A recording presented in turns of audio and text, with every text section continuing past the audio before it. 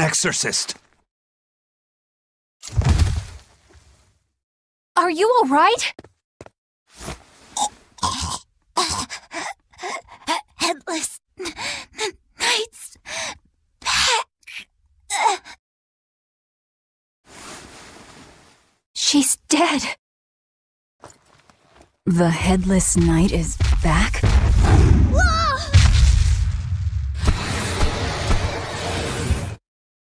Think this is the demon that attacked her? Another prison riot?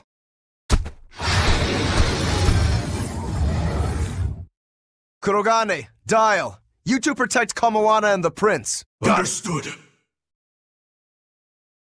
For 3! Stupid monkey, you're giving me a headache. Stay sharp! This one must have survived. I won't improve by fighting weaklings. So did the Abbey actually fail to quell the riot? I find that hard to believe. The prison was heavily staffed with exorcists. Perhaps it was venomization. Venomization? A dark ritual, forcing demons to eat each other in order to produce ever stronger demons. So the demons devoured each other, creating a demon too powerful for the exorcists to control? I imagine the riot didn't help. Now whose fault could that have been, I wonder? Whatever happened doesn't matter to us now. We need to focus on how to take this place for ourselves. That exorcist from before said something about a headless knight, right? That one's probably the leader. Then we hunt it down and destroy it. Until we capture the island, let's use this room for our staging ground. I'll leave the prince and Kamoana to you two. Eliminate any enemies who come in. Understood. Don't expect much from me, but all right. Kamoana, if anything happens, call for me and I'll come running to protect you, okay? Okay, you stay safe too, Eleanor. Let's go.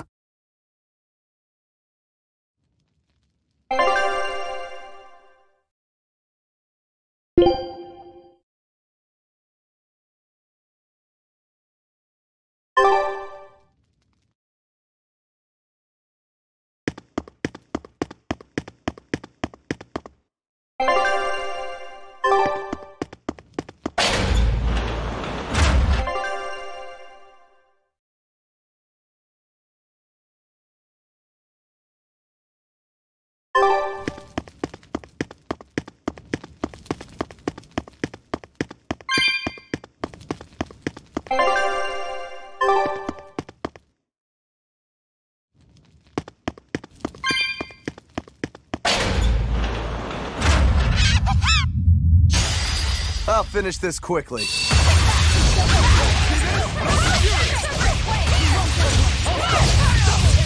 Killing flash! But I'm this close, I won't miss! Form zero!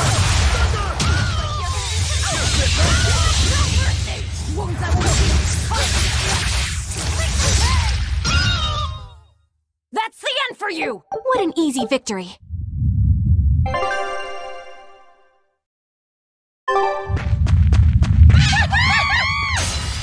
You'll be rust on my blade.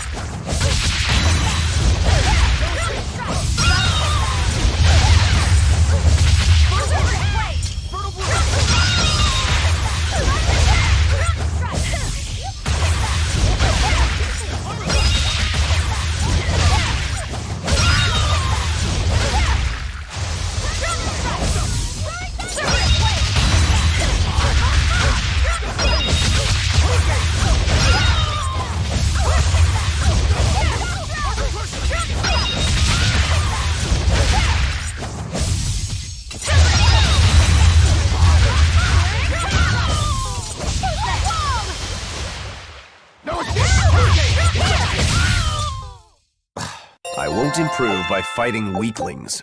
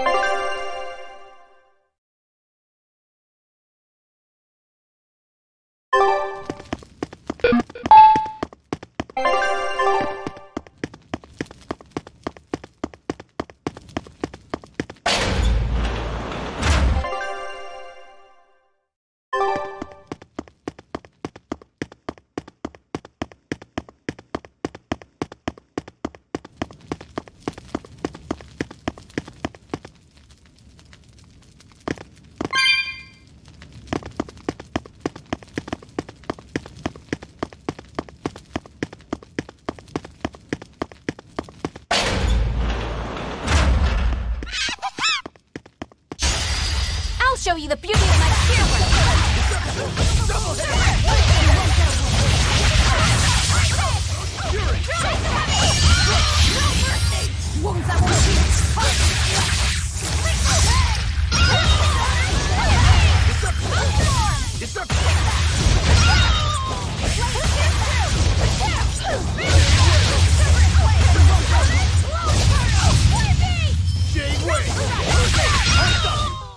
Not even worth my time.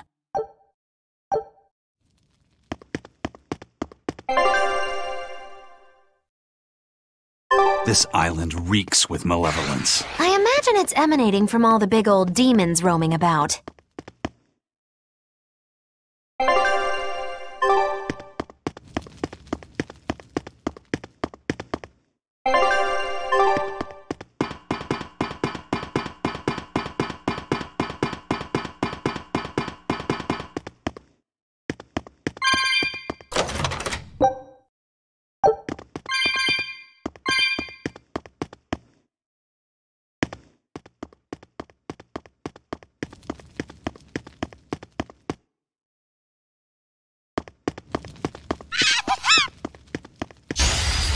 I'll finish this quickly.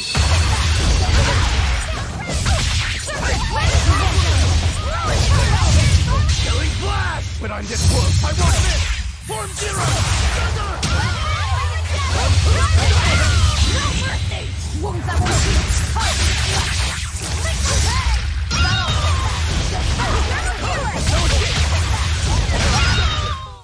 Not even worth my time.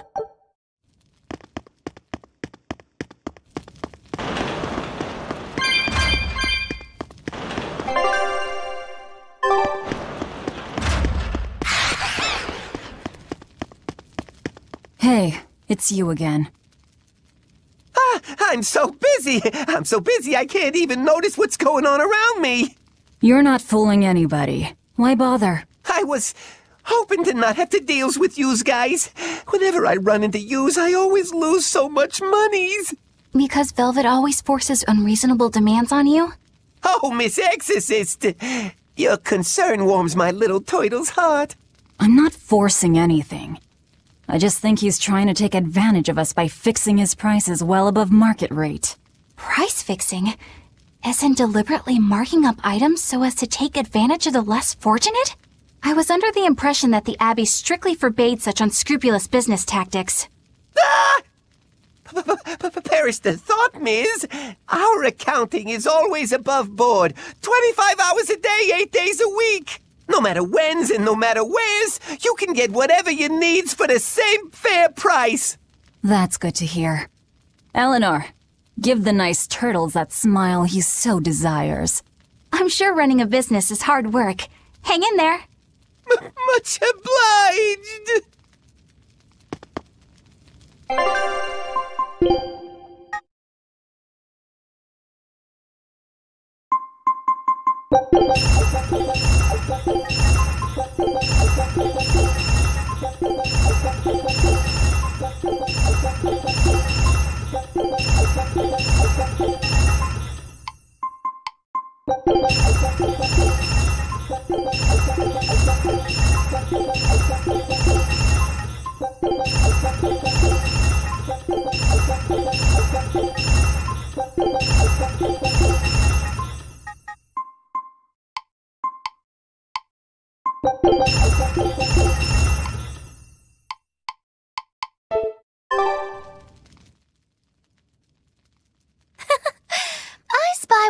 little eyes, a kiddo who's spying at my bewitching waist. Oh, sorry. I just couldn't help it. What are those books anyway? Oh, that's a great question. Since you asked, I'll reveal the secrets of my tomes just for you. On the right, I've got my household ledger in the back, and my magic encyclopedia in the front. That one I mostly use for oil blotting paper. What's oil blotting paper? It's a girl thing. The two on the left are my heavy book, which I use for flower pressings, and then my super pop-up book. A super pop-up book? When you open it, it pops out with the force of a raging river! When an enemy has me cornered, I can just open it up facing a nearby wall and pop! Instant getaway! The only downside is that it's a real pain to try to get closed again, so I haven't used it in years. What about the book right in front? That's actually layer cake. Whoa, really? Seared into its batter are precious bits of knowledge. Eating it is just as good for your brain as it is for your stomach. Wow! I had no idea that was possible. He's taking this so seriously, I almost feel bad. All of your books are so interesting, Magilu. That's really cool. There's no end to your curiosity, is there? What do you say? Want to take a closer look? Boy, would I. If you really do, then say, Magilu, I want to get to know you better. Magilu, I want to get to know you better. All right, I accept. I'll reveal to you my most private secrets. Wow, so that's what's on the other side of these books. I wouldn't have ever guessed that. What are you doing with Laphicet? He said he wanted to see, so I'm showing him. You have no right to stand in the way of his desires. It's my job to protect him as his vessel, especially from someone so wicked as yourself. Also, what you're doing runs contrary to public decency. Witches aren't supposed to be decent. These bindings with the locks on them. This style used to be really popular during the Meliodas dynasty. Now that I know you're such a bad influence for him, I'll be keeping a closer eye on you. If you can't learn to take it easy, nobody's ever gonna want to marry you, you know. Like you're a shining example of marriage material yourself. Hey, Magilu, could you turn them over one more time? I want to see how the book's attached to your belt. Yeah, sure.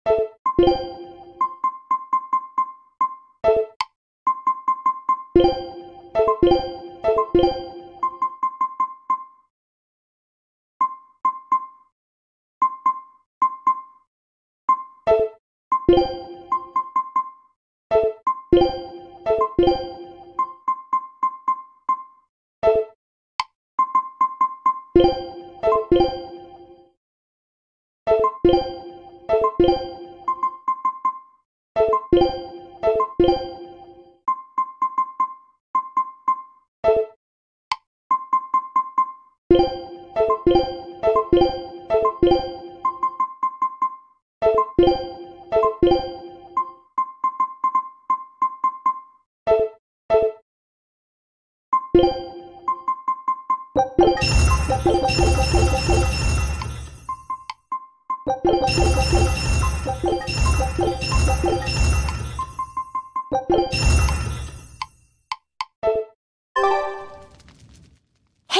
Lou.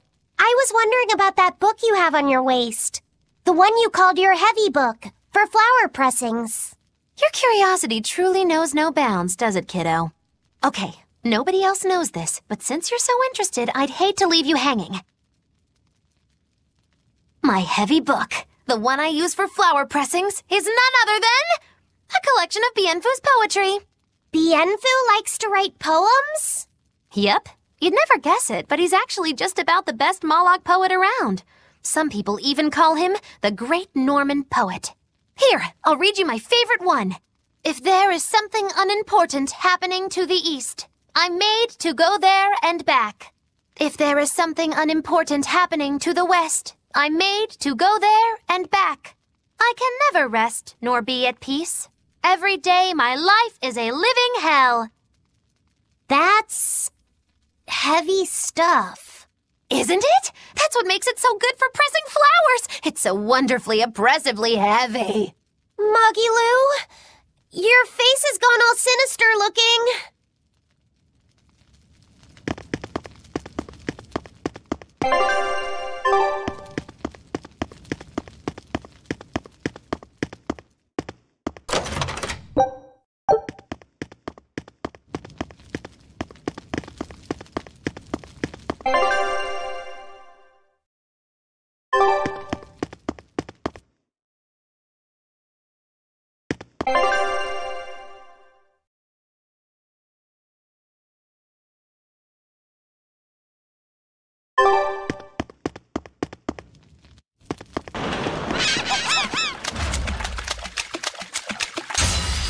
I'm ready for this.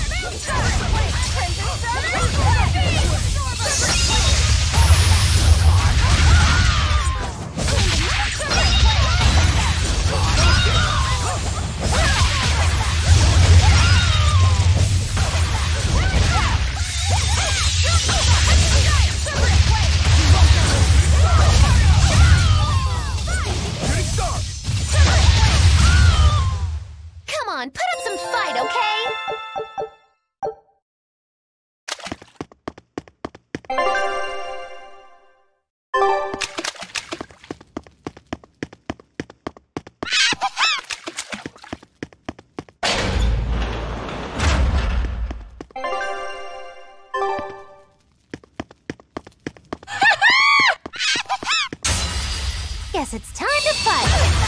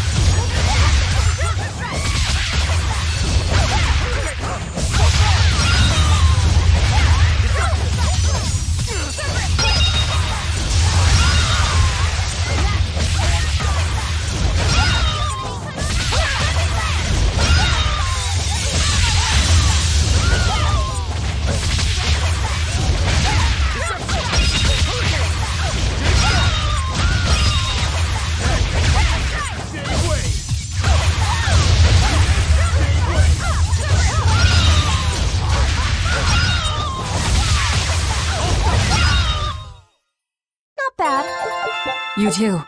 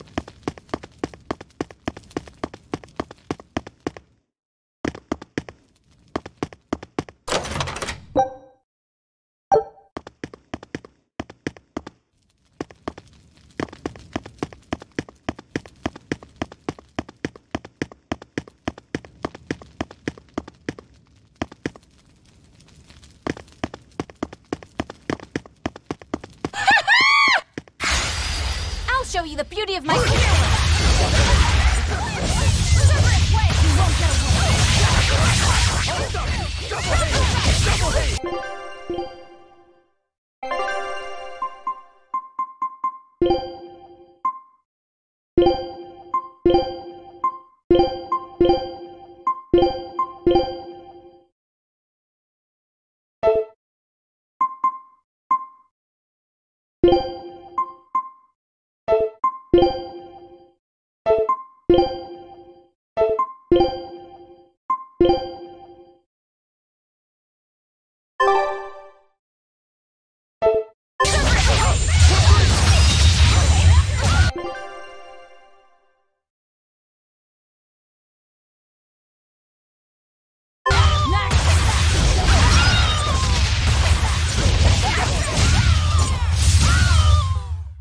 What's this? Are we?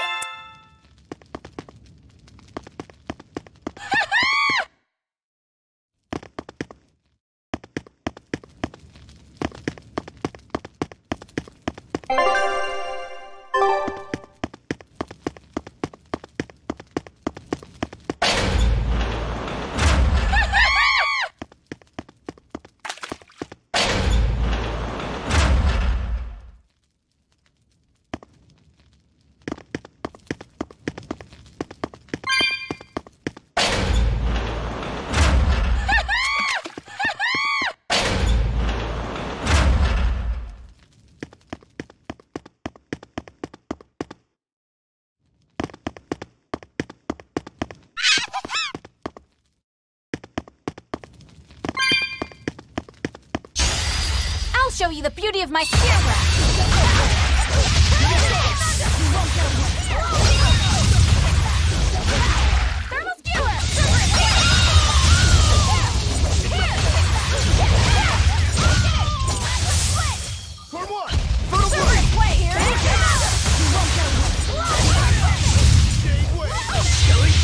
But I'm this close. I won't miss. Form zero. Be proud. You made me unleash my full power.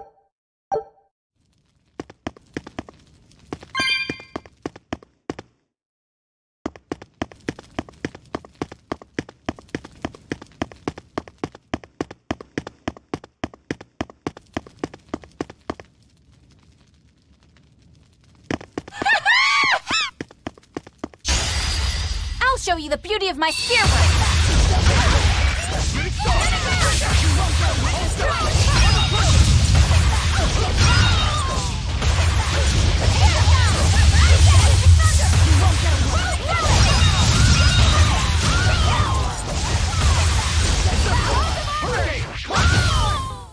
I can't even call that a fight.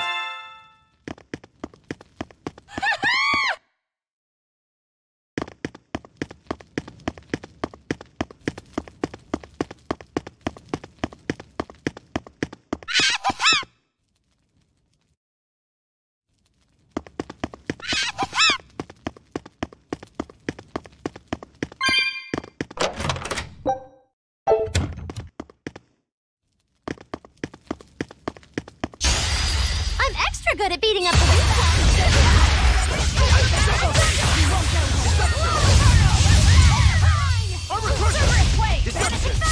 Killing flash! But I'm this close. I won't miss. Form zero.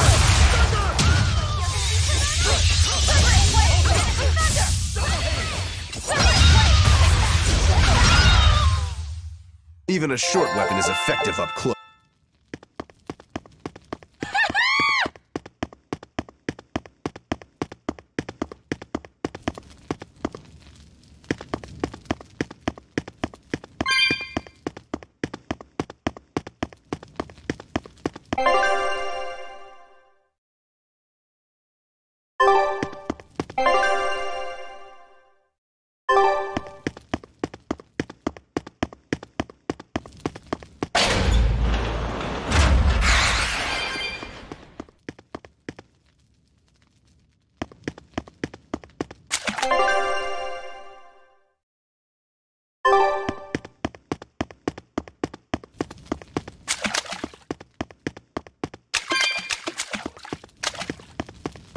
From the way you were talking, It seemed like you had an idea of who was behind the riot. What happened here? I'd think someone in your position would know. There were reports of a large riot, but I was caught up in chasing you, so I heard little else. It was a small affair, really. Velvet Rokuro and I were being held on this island. Velvet instigated the other prisoners to riot so that we could escape. She used the prisoners? Yeah. You'd expect different from me? How did it end? We didn't stay to see, but the prisoners were losing badly. At least, that's what it looked like. But if that was the case, then where did all the exorcists go? I know Oscar left to report the incident, but the other guards should have remained at their posts. Well, if they didn't flee, we have to assume they were all killed. By this headless knight, perhaps? Well, no sense losing our heads, I suppose. But it looks like we're in for a heck of a fight. All we have to do is mop up anyone who's left.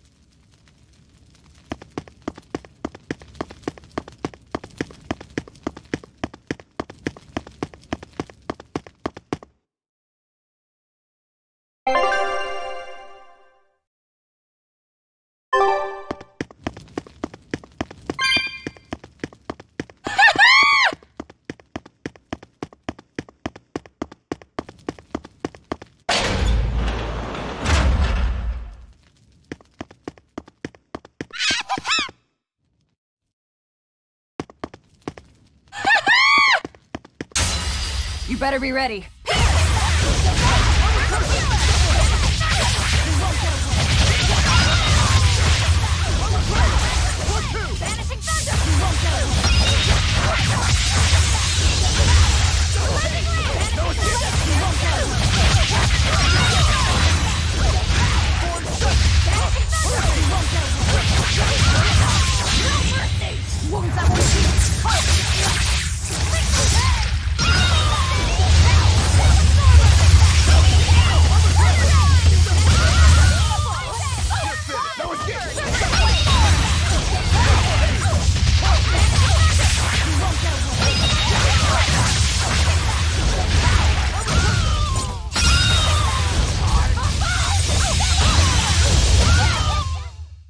Put up some fight, okay?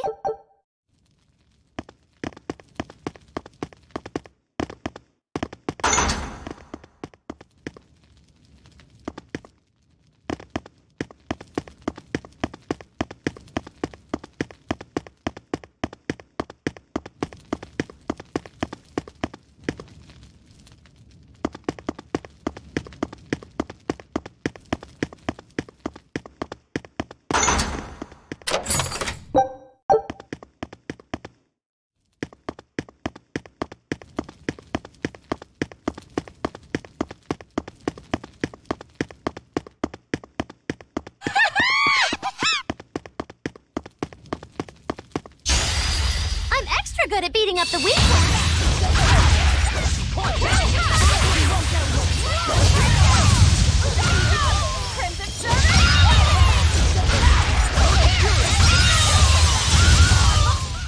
I can't even call that a fight.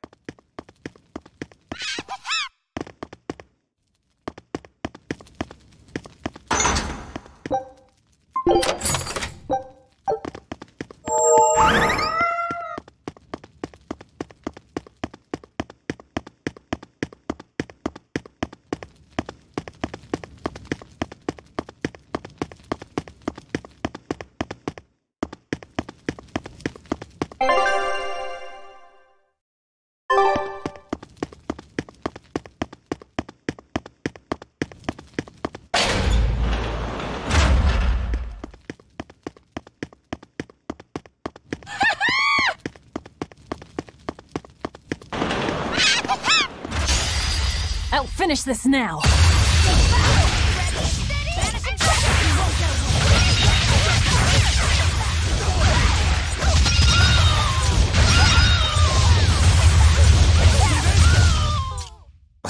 I won't improve.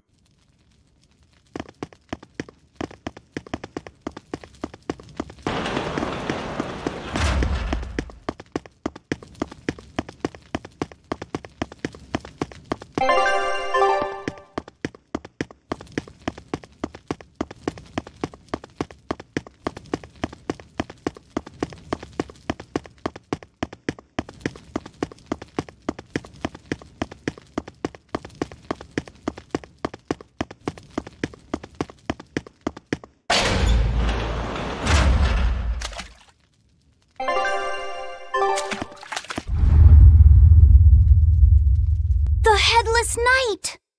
He must be the product of the venomization. Well, he definitely looks vicious enough. Not as vicious as our Velvet, though.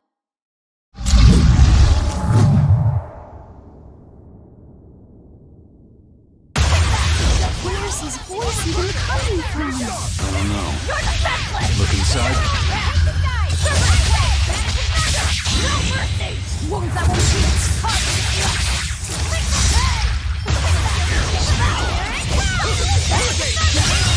Well, that takes care of that. Yeah. I feel something again! More malevolence? No, another Earth Pulse point. It must be on this island. I sense it too. It's very close. Directly underneath us, I would guess.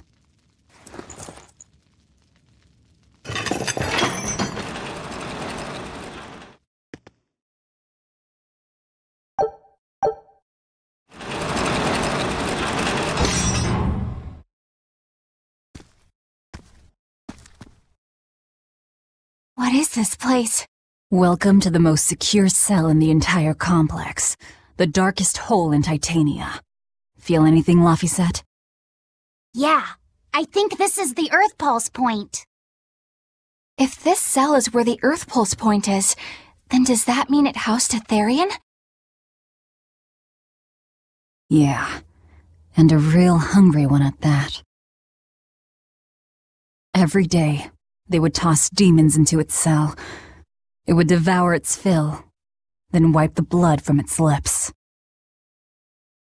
Never once realizing, it was delivering to Inominat the malevolence of hundreds of demons and prisoners.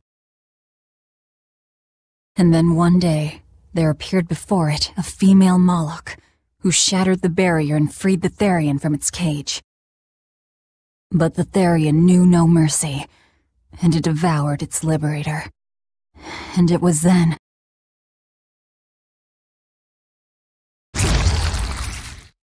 It was then I obtained the power. The power to avenge my brother. Velvet, you're a Therian? This prison island was a feeding ground for the Therian, harnessing the malevolence created by the prisoners within. But because Velvet escaped, the malevolence went out of control. Wow, the same darn thing that happened back in Kamawana's village. Lord Artorias would never have done such a thing. No? What's so unbelievable? That he used his wife's brother as a human sacrifice? That he imprisoned his wife's sister? Because that's what your damned holy shepherd did! All to get his hands on Inominat's power! I'm sure he had a reason for... A reason? To spare the world of its pain? Don't give me that! Who will spare my brother's pain? Who will soothe my brother's despair? He murdered my little brother Laffy! And you'll stand there and tell me it was for the greater good?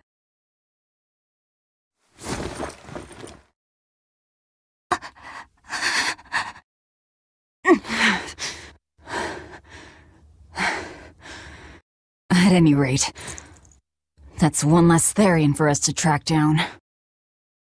Velvet.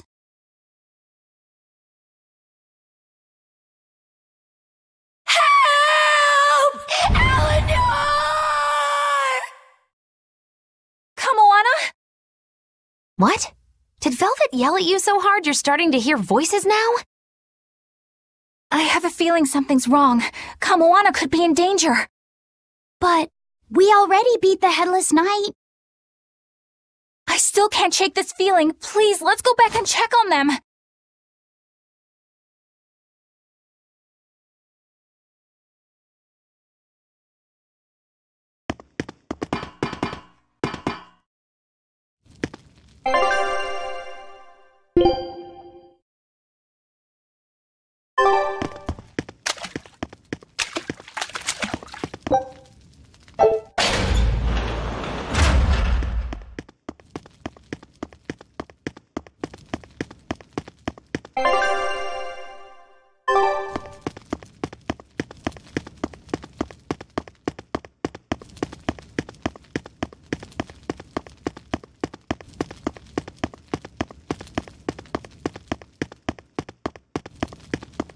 So, Velvet is Etherian, is she?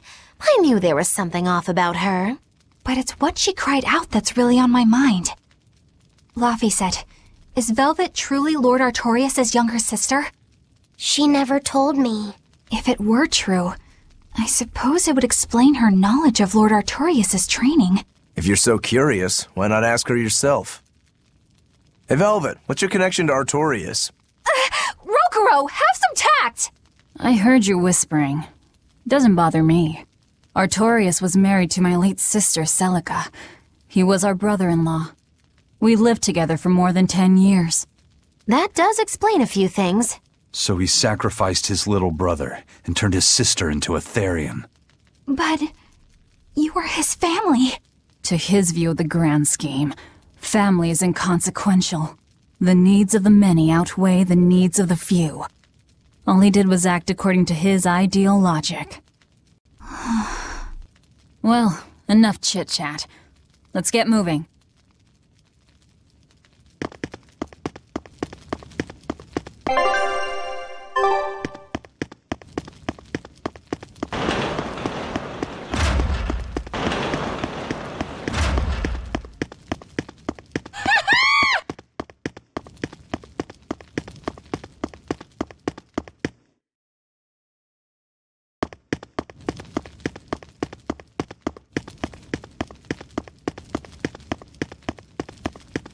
So it turns out that Velvet is a Therian who consumes malevolence.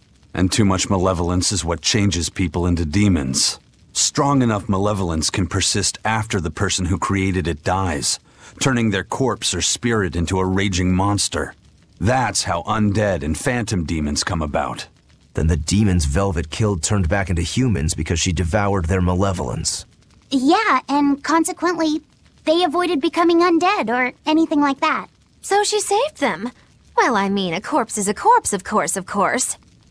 Do you think she could devour only the malevolence and turn a living demon human again? Unfortunately, that's impossible due to malevolence's self-reinforcing nature.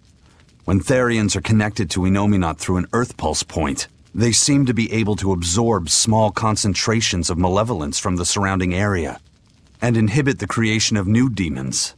But any human who builds up enough malevolence to turn into a demon will keep producing malevolence as long as they live. That's right. To devour any malevolence, I need to cut it off at the source. That's how my powers work. Velvet, I'm sorry. I don't mind it. Actually, I find it convenient. This way, I'll never forget my hatred for Artorias. Plus, as long as you stay away from an Earth Pulse point, you get to keep the power of any malevolence you consume. Fuel for my hatred, yes.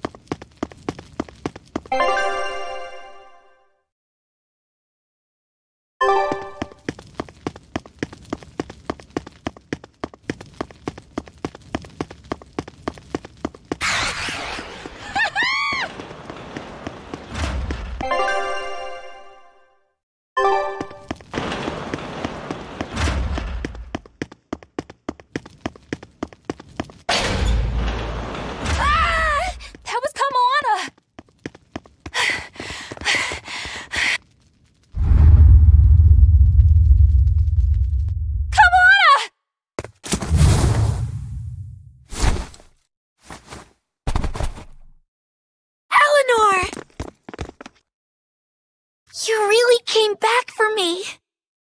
A promise is a promise, sweetheart. A headless knight and a horse demon. It's giving off a ton of malevolence.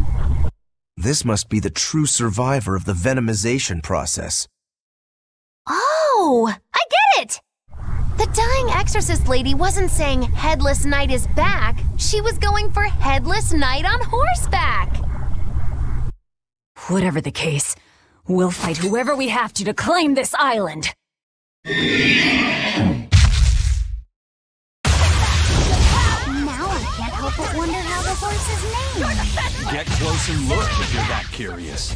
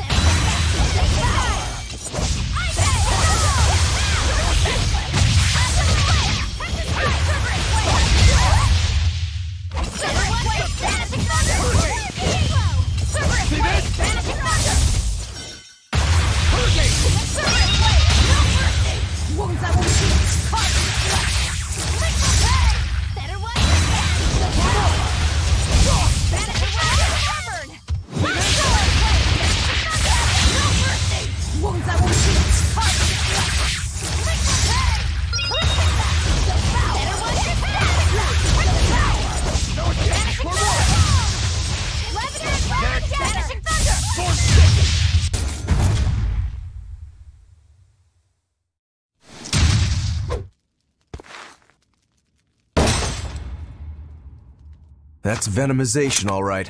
Definitely stronger than that headless lump of armor. I beg your pardon? Not you. The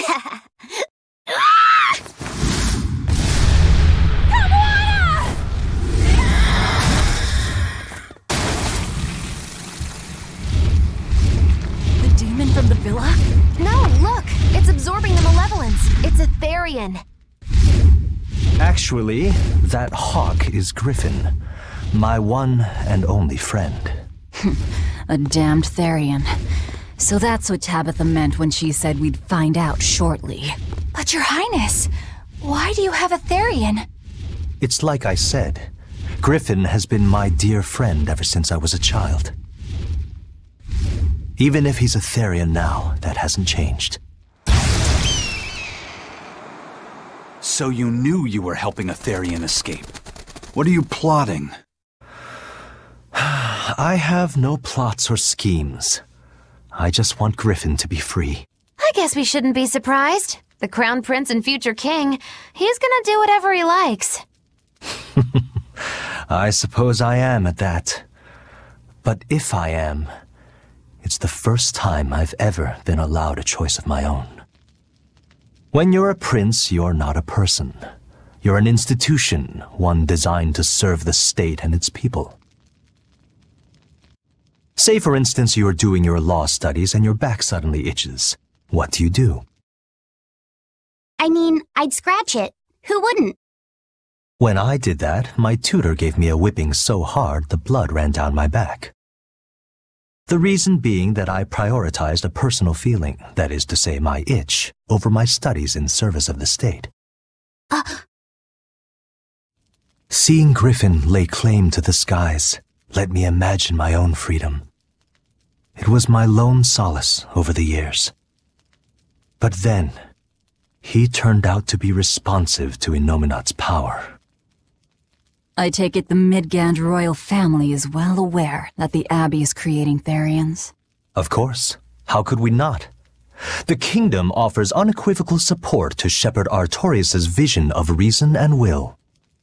Even so, if there was one thing I could never permit, it was seeing Griffin locked up and unable to fly. Never.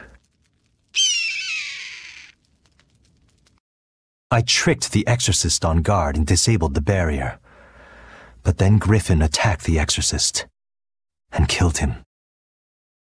That's why you said you could never go back. They can overlook a single dead exorcist, but with a Therian removed, malevolence will engulf the capital. I knew full well what I was doing. And yet, I couldn't watch my friend's life be stripped away. Your Highness.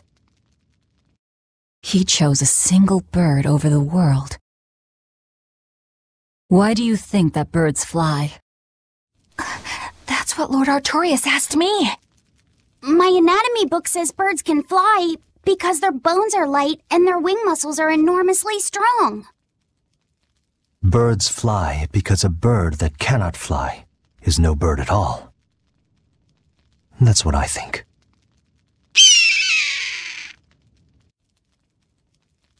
I understand now. As long as you remain on this island, you may do as you please. But if you try to escape, I'll kill you. That should work. This way we'll have him on hand if we ever need a hostage. Understood. I appreciate you letting Griffin and me stay here. Well, now that that's taken care of, let's build ourselves a hideout.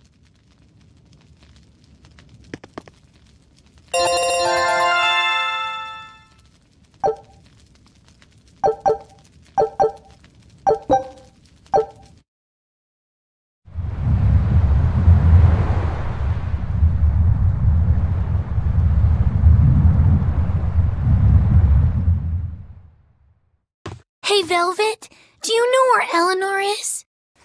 Wasn't she just playing with you? Yeah, but then she left. I'm worried because she looked pretty sad. Can you go find her?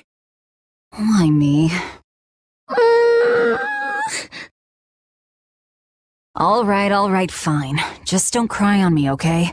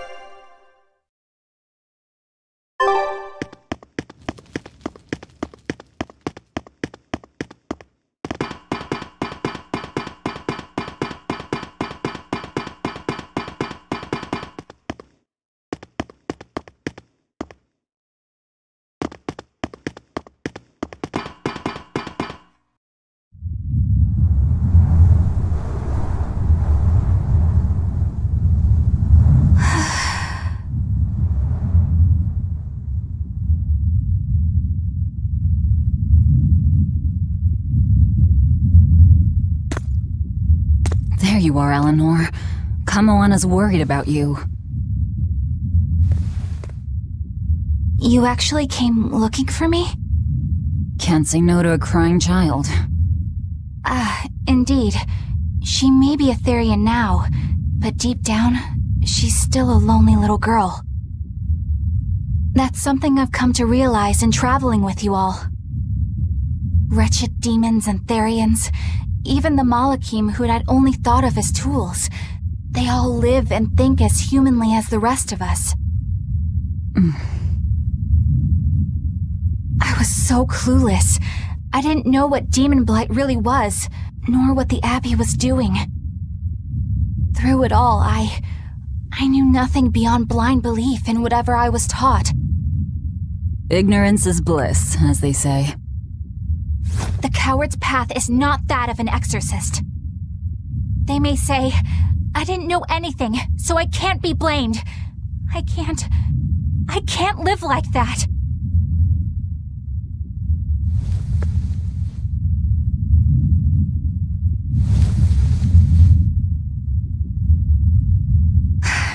I think I'll stay here a little longer to cool my head off. Please tell Kamoana I'm alright. Don't stay out too long. The sea breeze can get cold. Thank you. Don't get the wrong idea. If you got sick or something, Kamoana and Laphicet would worry. That's all.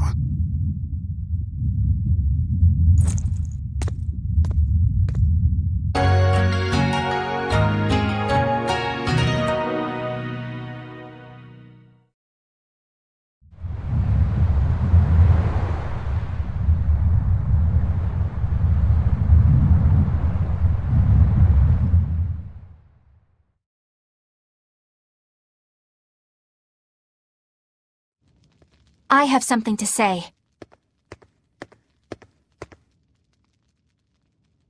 There's something I've been hiding, until now. I've been acting undercover on a special mission for Lord Artorias.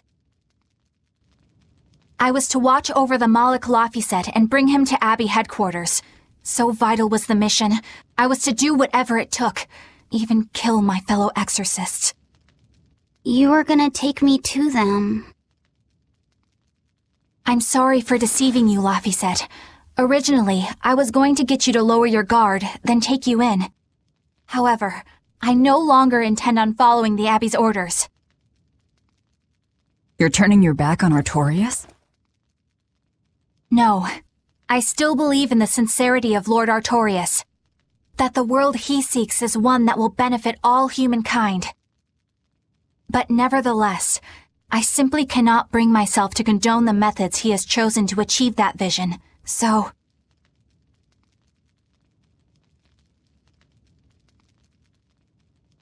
I will help you protect the Therians, until I discover the answer I seek. Eleanor! I want to live a life that I don't have to be ashamed of, and to do that, I have to learn the truth for myself. So, you live by your emotions after all. Maybe you found your own creed.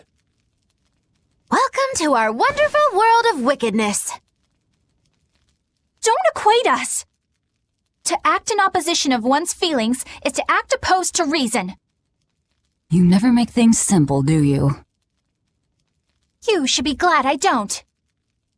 Yeah, after all, she's my vessel. Yes, yes.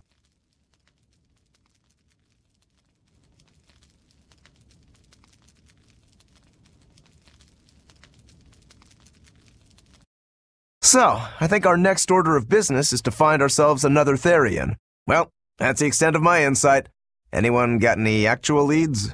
What if we had Eleanor swipe some intel on them from the Abbey? That could work. I don't know. It wouldn't work. Officially, the Abbey still considers her a traitor. So who would leak anything to her? Yeah.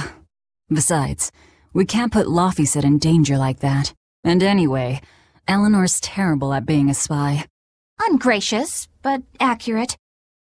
You know that special underground cell from yesterday? I want to go back there. There's something I want to try out. All right, let's go.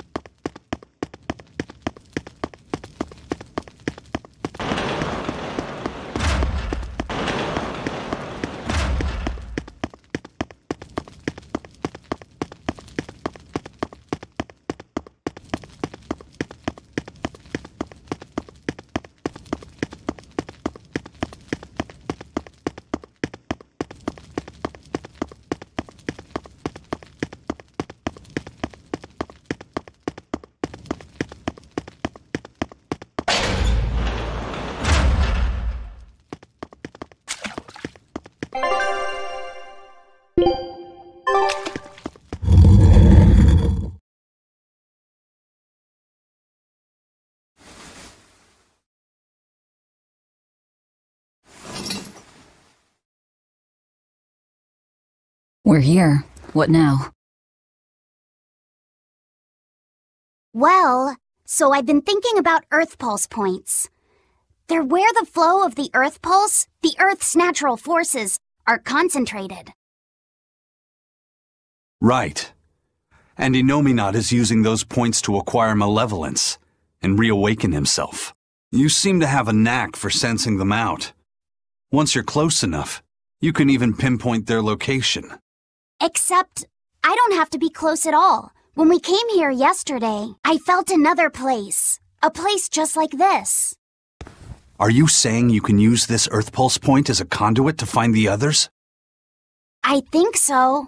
I don't know how far it works, and I can't say if Etherian will be on the other end. Still, it'll give us something real to go on.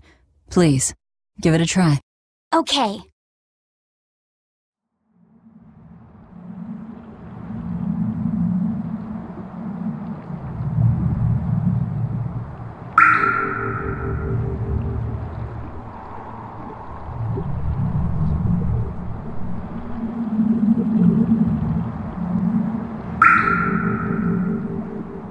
Anything?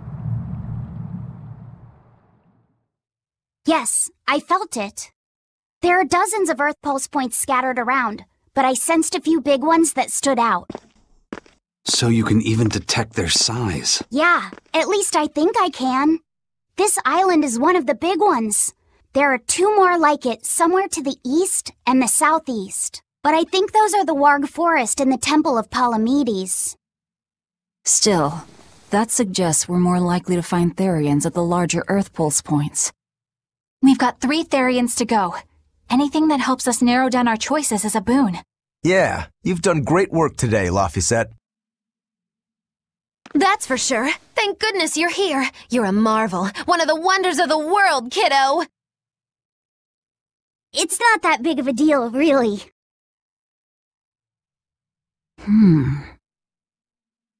Then let's go Therian hunting. We have an honest-to-goodness lead. Or dishonest to badness in our case.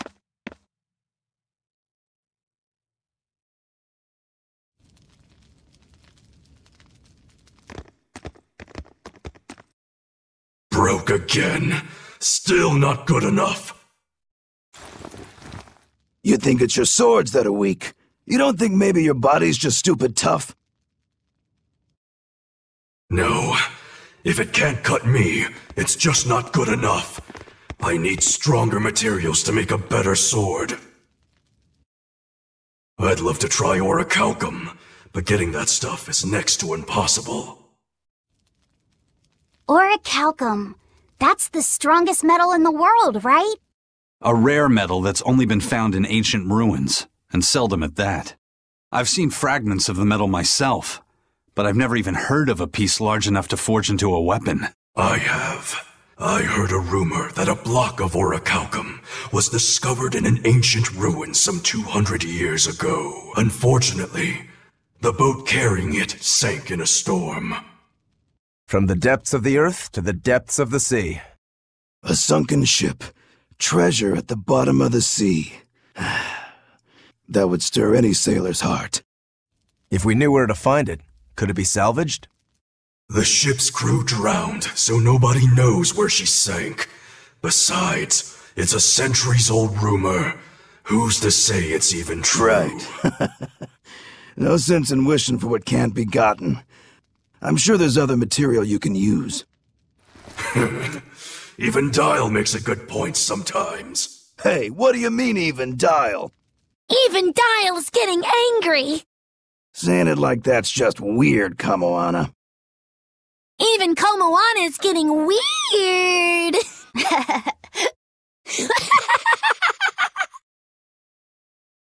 Alright, so our target is an Earth Pulse point about as big as the one here. Let's start with the closest one and go from there. Which way is it? The closest one is to the west. Got it. Lead the way, Laphicet. My pleasure.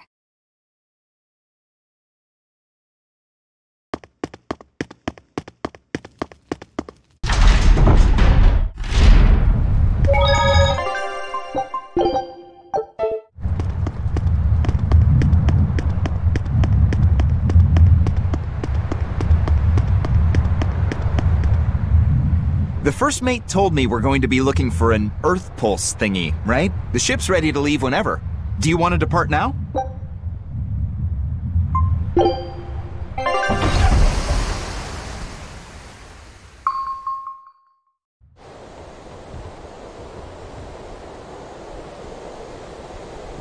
It's here! This is the Earth Pulse point! Nothing but open water as far as the eye can see. Is your Earth Pulse point down below? Most of this world is covered by ocean, so of course there'd be a lot of Earth Pulse points in the deep sea. But surely even the Abbey would have a hard time containing a Therian underwater, right? Looks like this one's a bust then. Sorry, everyone. Hold on. We've seen a bug Therian. You don't think there could be fish as well? You may have a point. I think I have just a solution for this. You do? This. What? Don't give me that look. I'll have you know this is Fujibayashi's rod. This baby's 9 feet long, made from a single piece of the finest bamboo aged 5 years, with a slow 60-40 action that almost feels alive when it bends. Its exquisitely wrapped handle feels like an extension of your own arm. And just look at that elegant black lacquer finish. It's as perfect a fishing rod as there can be. I'm sure it's a lovely fishing pole, but fishing? Are you sure? This is a Therian we're talking about. All the more reason. Remember who you travel with. Okay? All right, if no one else will, I'm going to veto this fishing idea. Aw, come on, let's give it a shot. Besides, I'm hungry. Even if all we catch is fish, at least we'll have dinner. I'd love to have me some koi or sockeye salmon. Don't encourage them. How do you attach the hook to the line? Like this? You don't go fishing much, do you? It's just been a while. I used to go fishing with my brother sometimes. This is my first time. Then we can try it together. I'll teach you how it's done. I didn't know you could fish, Eleanor. Yeah, when I was little, Old Man Tenny taught me. He was from my village. I've caught at least 100 treat loaches over the years. Wow, that's a lot of fish. Those two really get along.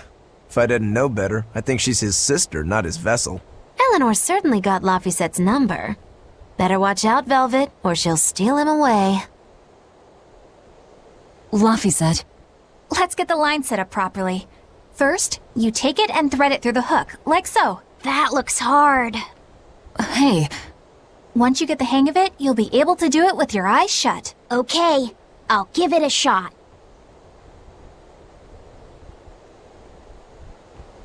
Laffy! Huh? You mean me? Oh, I was just...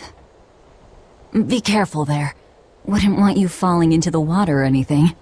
I'm not a little kid, you know. It's just that Laffy fell in once. A long time ago. Laffy? You mean your younger brother? That's right. You reminded me of him is all. If you say so. Is that all you wanted to say to me? Yeah, that's it. Okay then. I'm going back to fishing with Eleanor. People aren't as easily swapped in and out as fishhooks, are they? Is that supposed to mean something? Oh, Velvet, you gotta get it a lot tighter than that. Here, let me take a look at it. Huh? Oh, all right.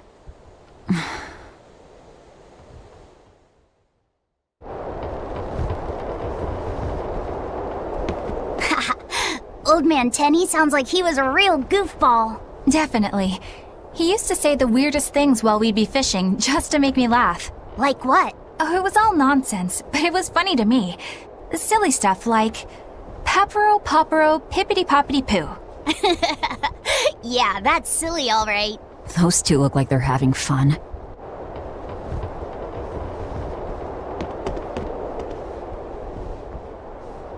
If you truly admired the fishies, you'd never dream of doing this to them.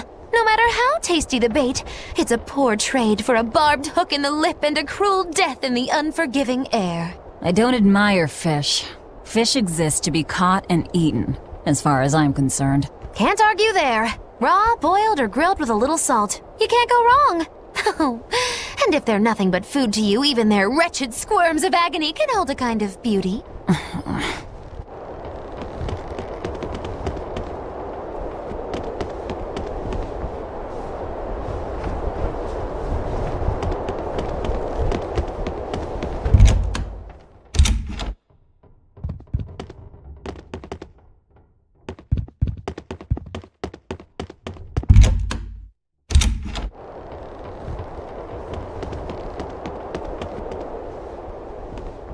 Hey, Eisen, how about a competition?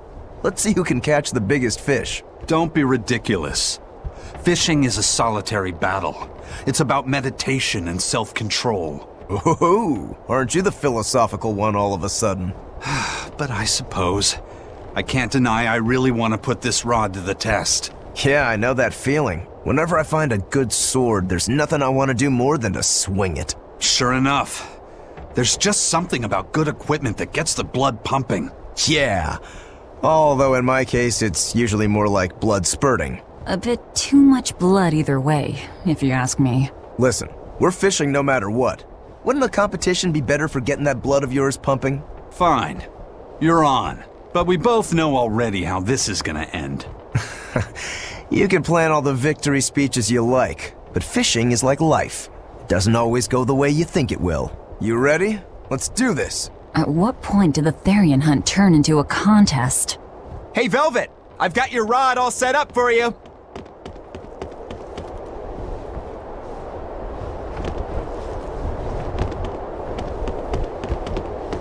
This thing could even catch a whale if you wanted to. The rest is up to you. Now get out there and fish up a big one. A Therian, you mean? Might as well give it a shot. It's not like anyone else remembers what we're here for. Something's pulling the line! Stay calm. Fishing isn't about strength, it's about timing. Oh, okay. Got it. Here it comes. You ready? Damn right I am. I'll fillet it before it can even land. If it's a Therian, don't you dare kill it. Now! Heave!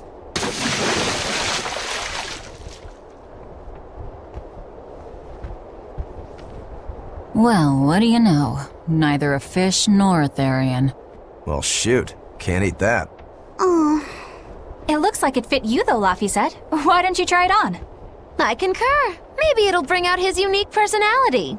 My unique personality, huh?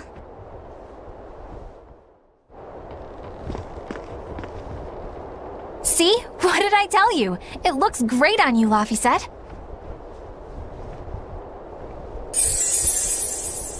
You really think so? Yeah, brings out your special charm, kiddo. Come on, back to Therian fishing.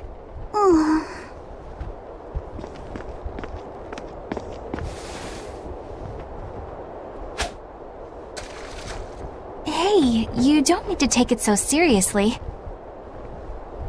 I have to catch the Therian. Maybe then Velvet will see me for who I am. Ugh. Not a bite. Oh, quit your grumbling. Who was it who said fishing doesn't always go how you think it will? Spoken like a true, heartless pirate. Oh, hey! I've got something!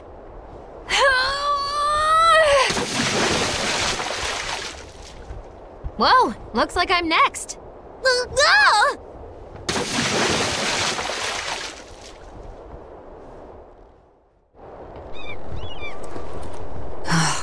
Not a single decent catch. I think it's decent. Huh?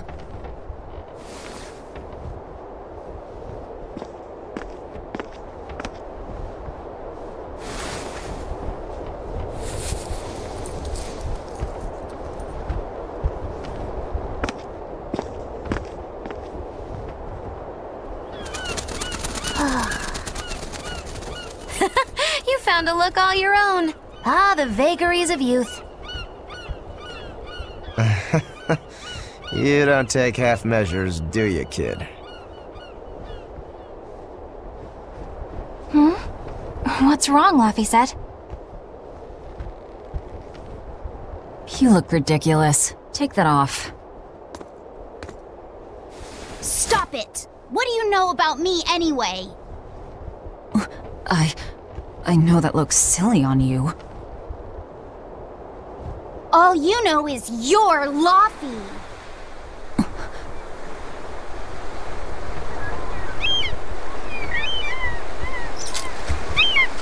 Hey, Velvet. Something's pulling on your rod. Huh? Oh. It's a big one. Give it everything you've got. I know what I'm doing!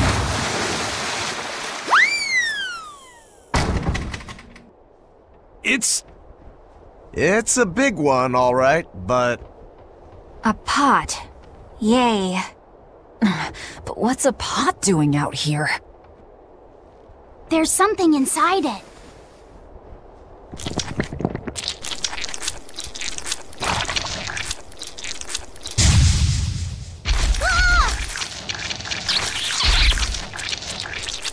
An octopod? I wish they'd stop making those noises. Watch out! They're armed to the squeak! And they're shouting, "Let's squeeze him ring!" Must you? I won't improve by fighting weaklings. Phew! That was scary. Be more careful before you approach a suspicious object. You think Laufey would have stayed back? That has nothing to do with this! Hold on. There's something else inside. Now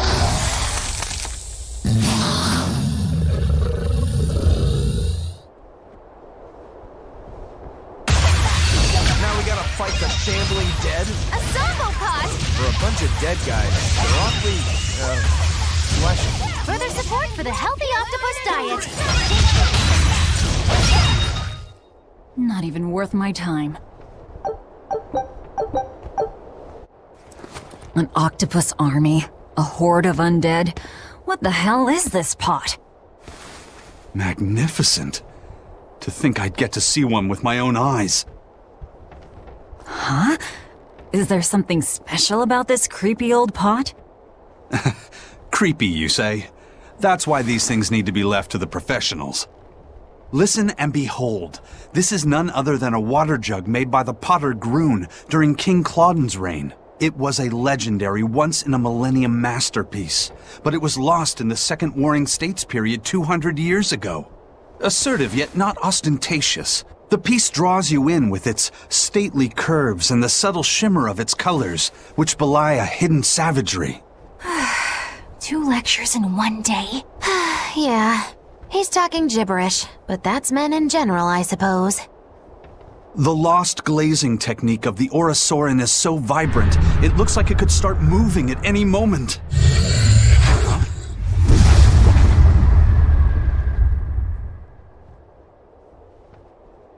Oh, and start moving it did. Look out! The pot's a demon! Whatever you guys do, make sure you don't smash it! So, can I slash it? That's even worse! Stop arguing! Killing Flash! But I'm this close, I won't miss! Form 0! Hold still! Hurricane! Form 7! Wounds that won't shoot!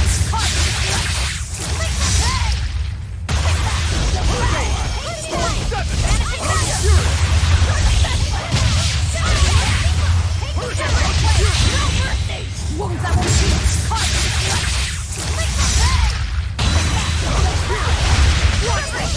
Vanishing thunder!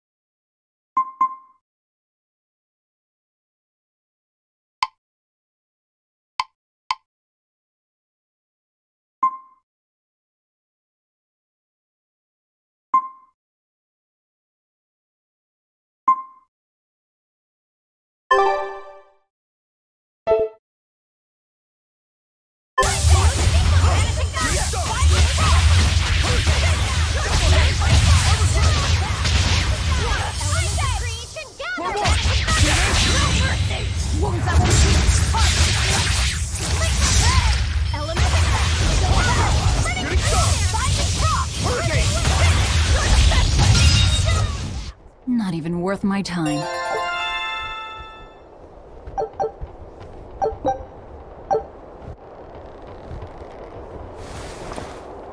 It's finally decided to behave itself. Wait, Velvet! Don't eat it! It's a pot. I'm not gonna eat it. I guess there weren't any Therians to be found here after all. Yeah, if there'd have been any, you'd think ol' Eisen's Reaper curse would have drawn him out. Oh, so that's why all we caught today were weird, useless things. Right. I forgot about the curse. So all this was Eisen's fault, huh? Funny how quickly you get used to it. Oh, my power didn't end up helping us out at all. Nope. But I know you're not the type to give up after a little setback. Isn't that right, Fee? Huh? Fee? It's your nickname. Not a whole lot of thought put into it, but... You're you. You're Fee. Velvet. Fee. I like it. It has personality. Thanks. Of course, if you still feel like giving up. No, I'm gonna find us the next Earth Pulse point. Oh, hey. There's something else inside the pot.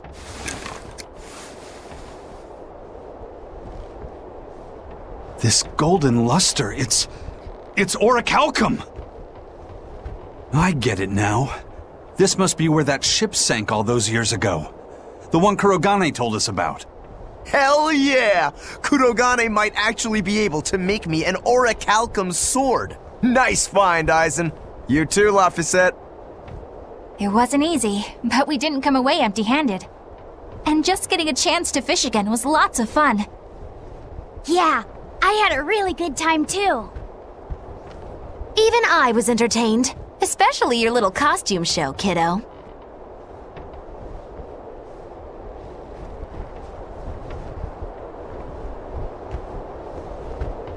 The sun's going down soon. Let's head back to Titania.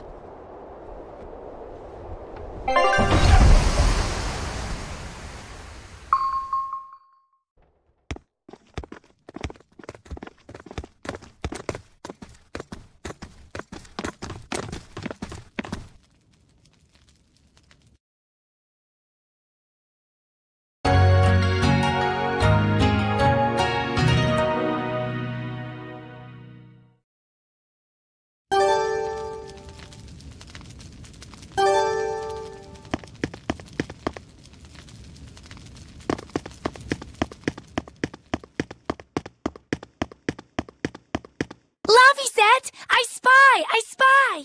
I can't, Kamawana. I've got stuff to... I spy with my little eye. Something that starts with V. Okay, I'll try. Is it... Velvet? No fair! How'd you do it so fast? Wait, Kamawana, I'm sorry. You don't have to cry. Poor Fee.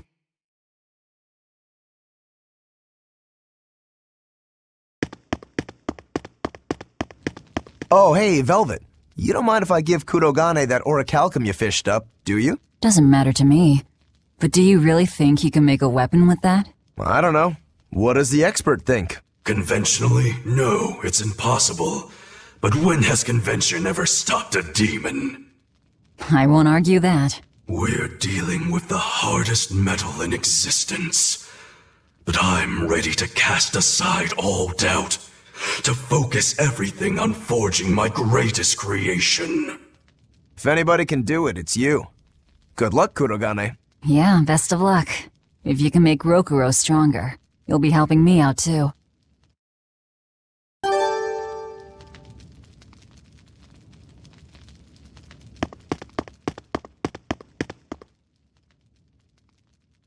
Have you been practicing your dove impression, Velvet? What? No. Now, a performer in Magilu's menagerie has to be more diligent than that. What if we're stopped at a checkpoint and the guards ask you to perform a trick? If that happens, I'll show them my trick where I devour an entire witch faster than the blink of an eye. Oh, that would be a sight indeed. But seriously, if you ever want some magic tricks up your sleeve, let me know and I'll teach you some. Just 10,000 gold each.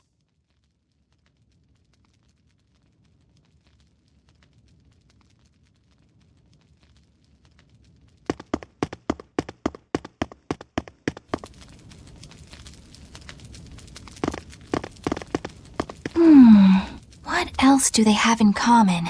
What are you up to? I'm compiling everything we know about Earth Pulse points, starting with what the ones in Ward Forest and Palamedes have in common. I'll compare those points with the ones that didn't have any Therians. Then, I'll factor in everything I currently know about the Abbey's deployments. Once that's done, I'll match all that information against what we know about the locations Laphicet was able to sense. When that's completed, we should be able to tell which locations are more likely to house a Therian. You're really going all out, aren't you? Must you sound so incredulous? If you're going to do something, then give it your all. There's no other way to live. Right. I'm counting on you then. I'm not doing this for you. This is for me and for Laphicet. Do you even understand why that boy's trying so hard? Yeah, I do.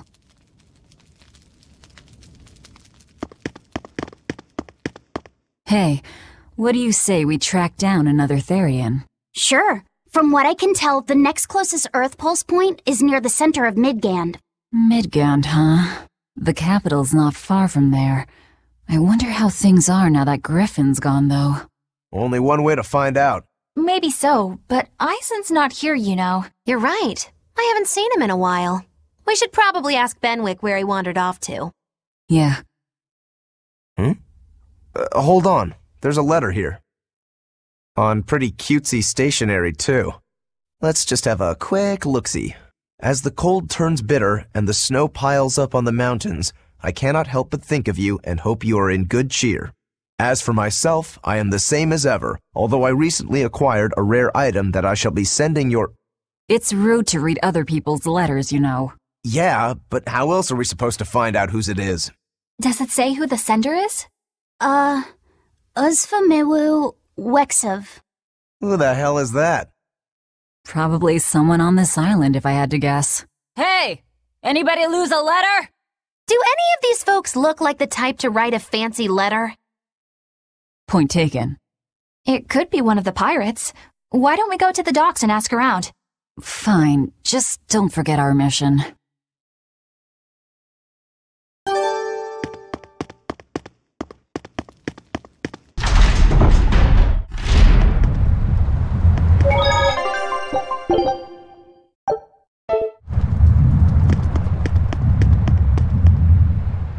No reply this time either?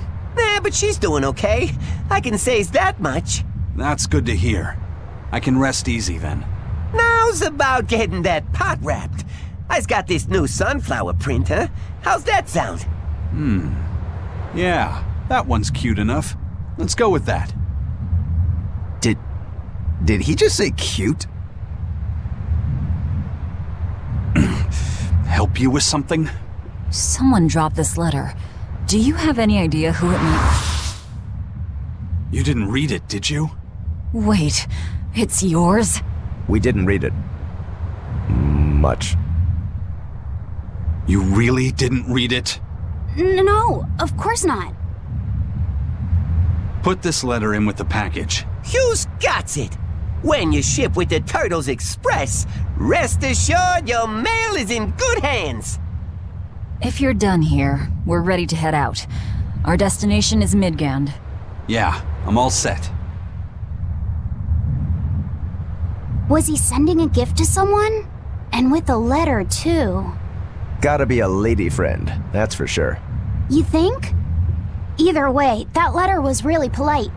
And did you see that penmanship? Yeah, I didn't know old Reeps had it in him. I can hear you two, you know. Ah!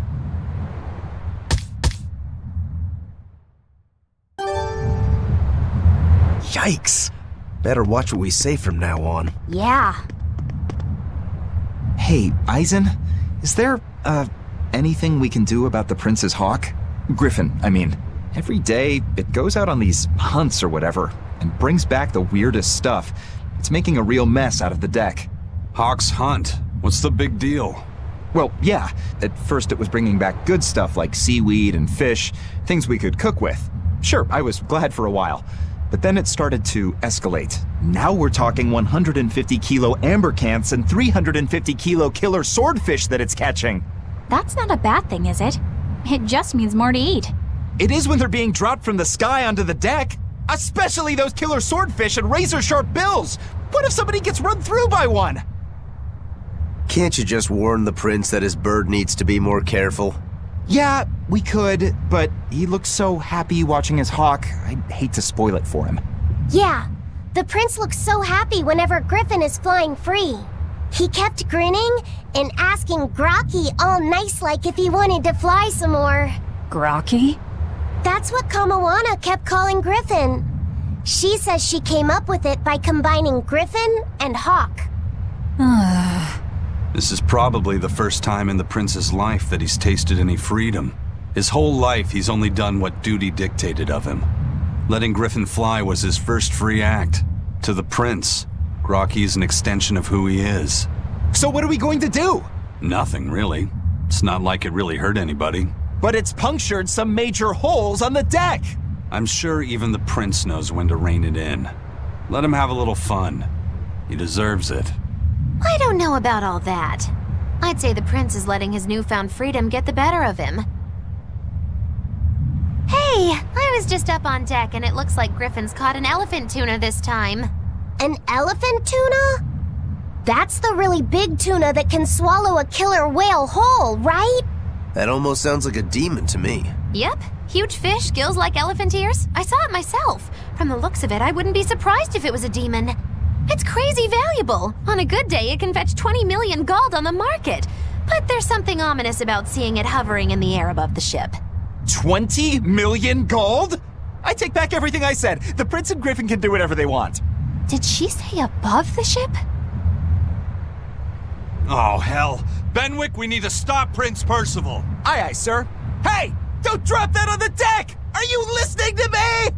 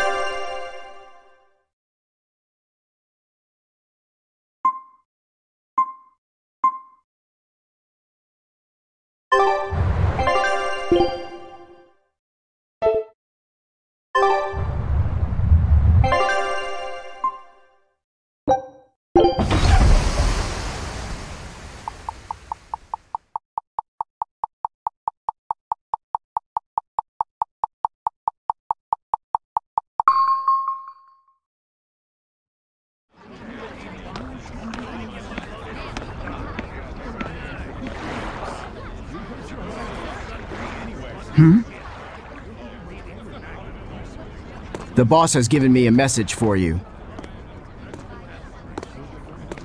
Says there's some sort of nasty demon running around in the Eldina Plains, to the east of Logris. She thought it might be the one you're looking for. Wasn't the Eastern Highway closed off from Logris? That was only temporary. It's back open now. If you follow the road, you'll reach Stonebury Village. There you'll find one of ours who actually saw the demon. You want to know more?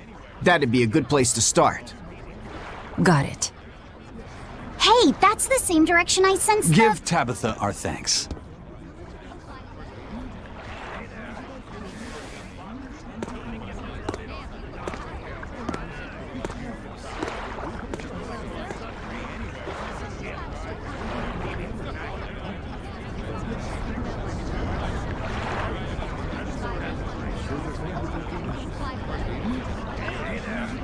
It's looking more and more like we're on the right track.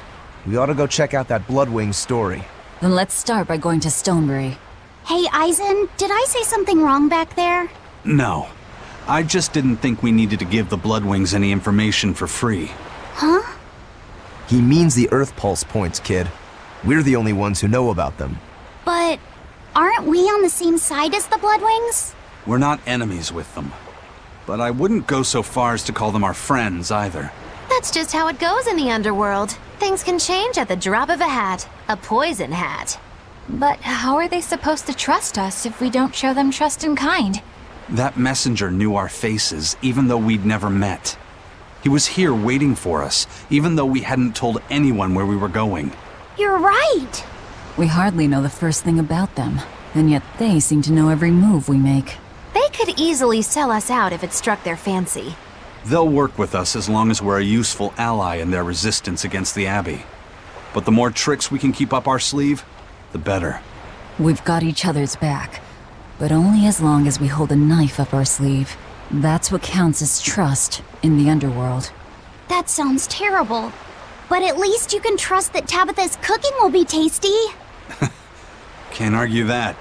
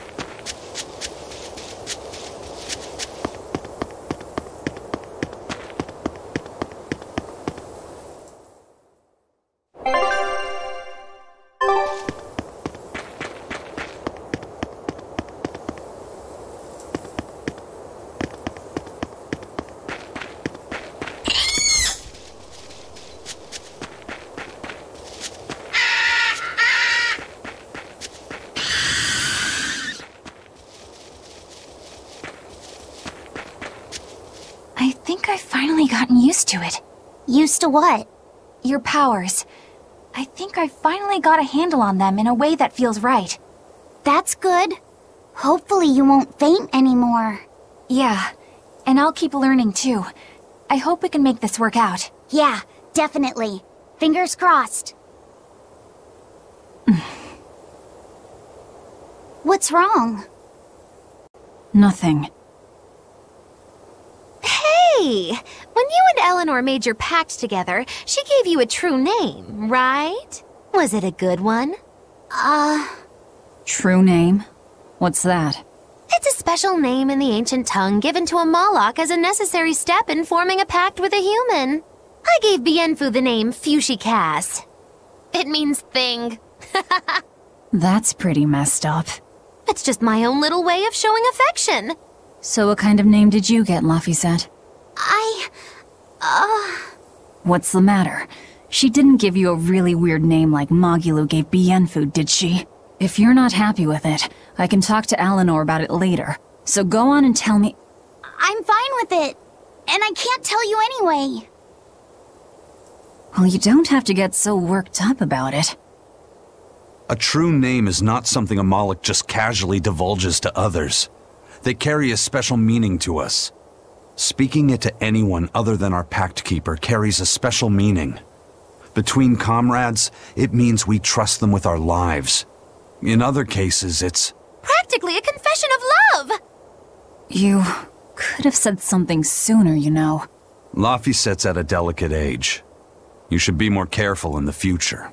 Oh, really? It's just another way of showing affection.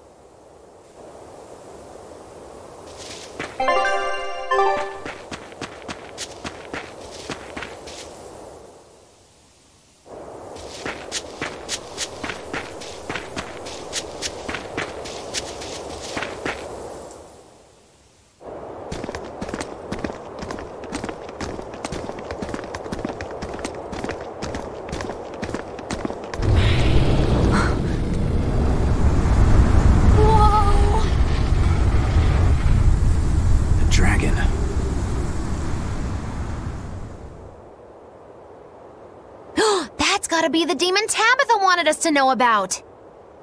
It's flying free, but could it still be a Therian? I just felt an Earth Pulse point. It's that way, somewhere near the top of that mountain. Let's check it out.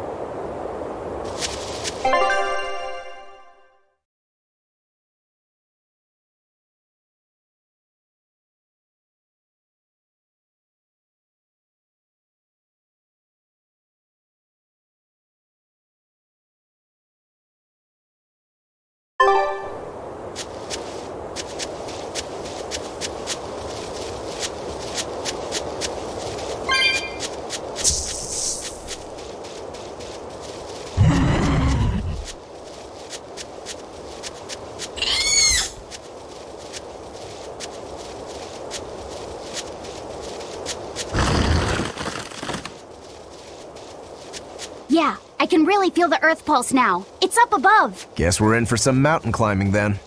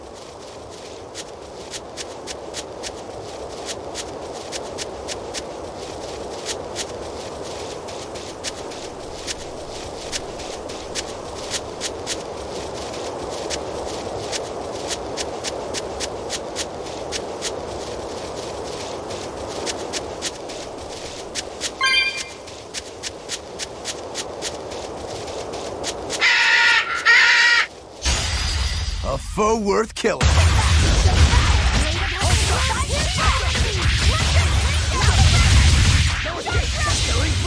But I'm this close. I won't miss! Form zero! Thunder! Blade of vanishing Jade thunder! wave! Deception!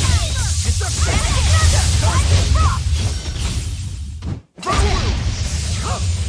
Hold up! No mercy! Wounds that won't shoot! Blast away the Under pressure! Deception! No mercy! Wounds that won't shoot! Blade of heaven will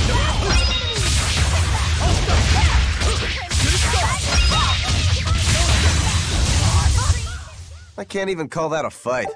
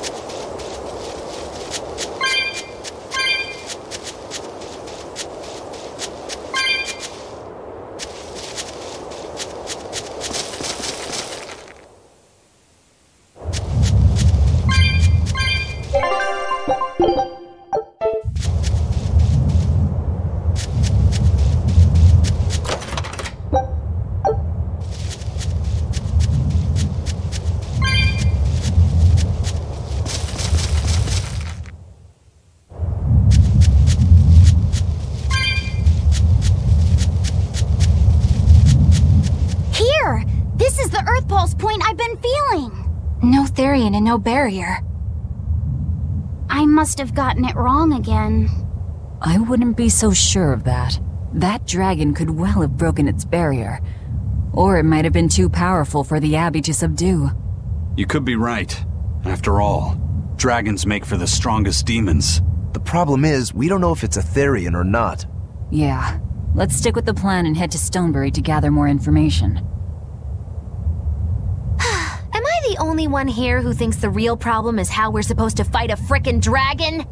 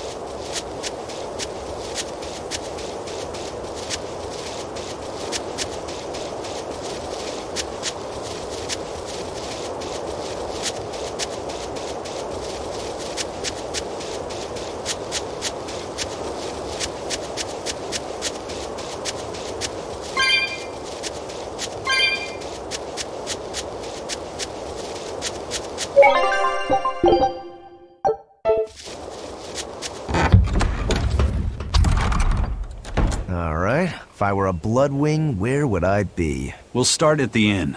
It only makes sense.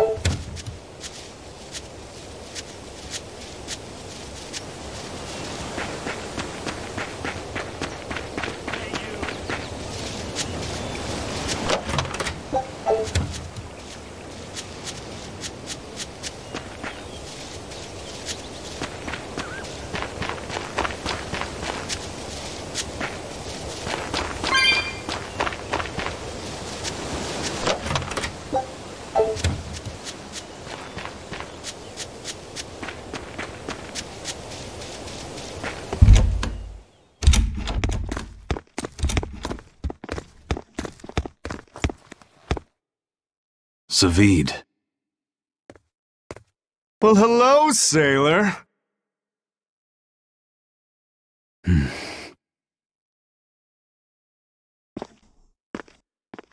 Are you waiting for someone? Nope. Just saying a prayer for someone. Someone? Let's go. Clearly there aren't any Bloodwings here. You're just going to leave? I'm right here. Everybody has times they need to be alone.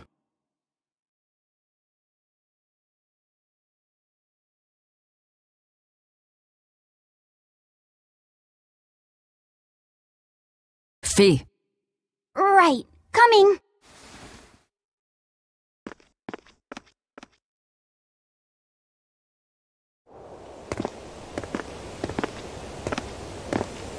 What do you think he was praying about? Well, for one thing, he was drinking a bottle of Thorny Forest. Oh my! The drink you share with your special someone when you're going to be married for life! How romantic! But getting your hands on that stuff is no small feat. I can only hope I'll get a chance to taste it someday. That must have had an important meaning for Savid. That's why you left him alone. Don't read too much into it. You're Velvet, right? Huh, you must be the one who's seen the demon we're after. We saw a big snake-looking dragon fly over on the way here. Is that what you saw too? Yes, that's the one. It nests at the top of the mountain in Aldina Plains. We went to look ourselves. No dragon. It only returns to its nest on rainy days. Rainy days, you say?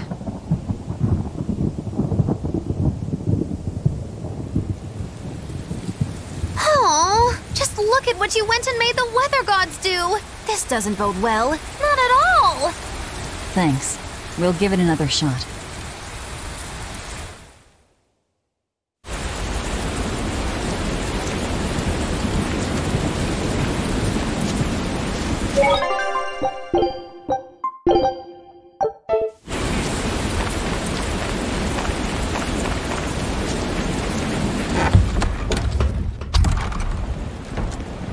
Hey there. Our meeting like this must be Providence, meow. We're in a hurry. Save it, Katz. All the better, meow. I've just stumbled upon a perfectly nifty piece of stone just for you. What's it for? That's not a geoboard, is it? Bingo! I dug it out of some ruins, meow. They were made by Norman Meowny years ago for surfing along Earth pulses, but I can't use it, so I figured I'd pawn it off on someone else who could, meow. Wait, Norman made this? That doesn't exactly inspire confidence. Don't be so mean! We're capable of exceptional things! Sometimes. When a Norman speaks their own name, the board springs to life and whisks its masters away at top speed. They'll even plow right through weak demons. You can say it's our masterwork, even if we sorta stumbled on it by accident. Huh. Well, then I apologize. So we can ride this as long as we have Bienfu with us, right? Well, kind of. Do you have to use your true name to activate it? Not my true name, no. My Norman name. Wouldn't that just be Bienfu? No. Norman have a separate name that goes something like Norman so-and-so. It's almost more a title than a name. Often the name has something to do with what they're good at. Something like attack, or chain, or aqua. Right. You could say names like Bienfu and Grimoire are more like stage names. I actually don't know Bienfu's Norman name, but I can't wait to find out. What is your name, Bienfu? Come on, out with it. We're in a hurry. Norman Brave. Whoa, look at that! Wait, Bienfu. Your Norman name is Brave? That is so deliciously absurd! Why do you think I've never told you before, Bien? At least the board works, meow. And if we get on this board, it'll move us around? Well, about that. The board propels itself by pushing against Earth pulse flows. To do that, the board needs information on the flows. But this one here's a completely blank slate, meow. First, you need to find the geotrees in each area. They serve as a conduit between the surface land and the Earth pulses, meow. Once you've actually located a geotree, you can record that area's Earth pulse data into your geoboard, meow. Got it. This area's geotree is right over there, meow. Alright then. So long as we find more geotrees, we'll be able to use the geoboard to travel much more quickly.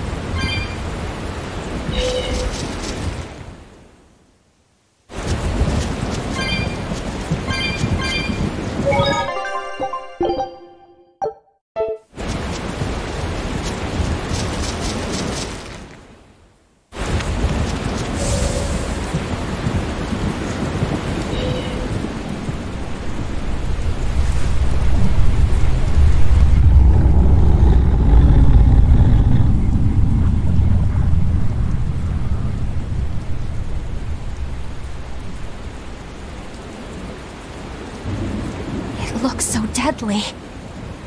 And just check out how much malevolence it's putting out. Which means it's not a Therian. Let's retreat. We've got no reason to pick a fight with something we can't handle. I do. Oh, you're up for it? What? What are you doing? She's right. Fighting this creature is a good way to end up dead. Oh, sorry.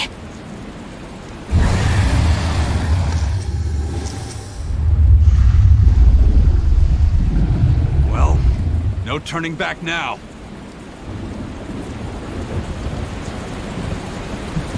Damn it, this wasn't part of the plan. Yeah, but training like this doesn't come around every day. You're gone. One wrong move and you're done for. No mercy! Wounds that will shoot.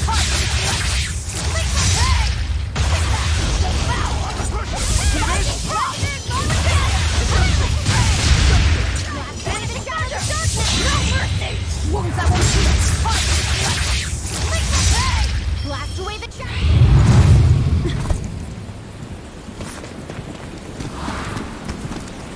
Yep. This one definitely puts up a better fight than your average demon. Is there any hope of actually defeating this thing? I'll do whatever it takes. That's my way.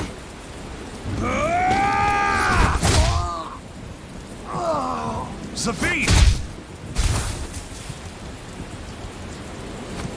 Yeah, I see you're out for blood, as usual.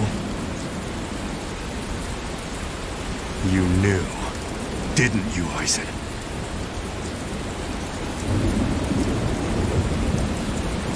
Out of my way.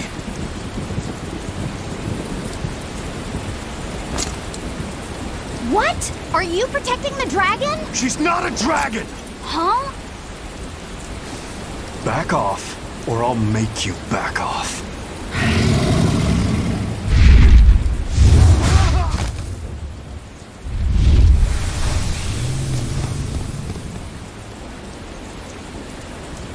Damn! It got away!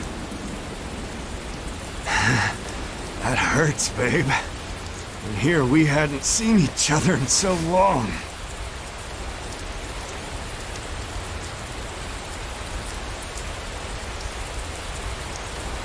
Hold it.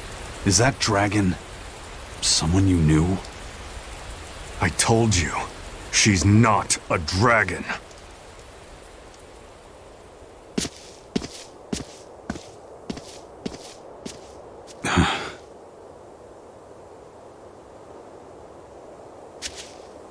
So, it seems old Check Out My Pecs and the dragon have some kind of close ties. Did I hear you right? We're talking about a dragon here. I know what I said. But how could that be? When Malachim are tainted by malevolence, a dragon is what ultimately results.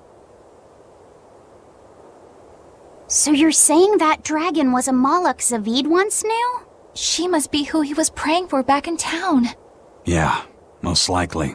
But do Malachim put out malevolence like humans do? No, not by themselves they don't. But if one remains in contact with humans or demons who do, it will eventually taint her, and she will become a dragon. What about you, kiddo? You feel anything weird after you got thrown into the Earth Pulse at the Empyrean's throne? I did, yeah. Can't say I'm surprised. The air there was thick with malevolence being sent on its way to Enominat. If I'd stayed there, I might be a dragon too. Is having a vessel not enough to prevent a Malak from transforming? A vessel can reduce the effect, but not eliminate it. By stripping their Malachim of consciousness, the Abbey exorcists seem to be able to inhibit the transformation. But nothing in this world is guaranteed. Can a dragon ever be changed back into a Malak? Nope. Just like with demons, there's no going back. Do they still hold on to some part of who they were? You saw that dragon. What do you think? Well, that's... But Zavid still won't kill it. Must be his creed at work. Eisen, listen. Whatever business you and Zavid have with that dragon, I don't care. Do what you have to. But I won't tolerate you getting the rest of us involved in it again. Do I make myself clear? You've got it. Good. Now, let's get back to the Therian hunt. We'll regroup in Titania.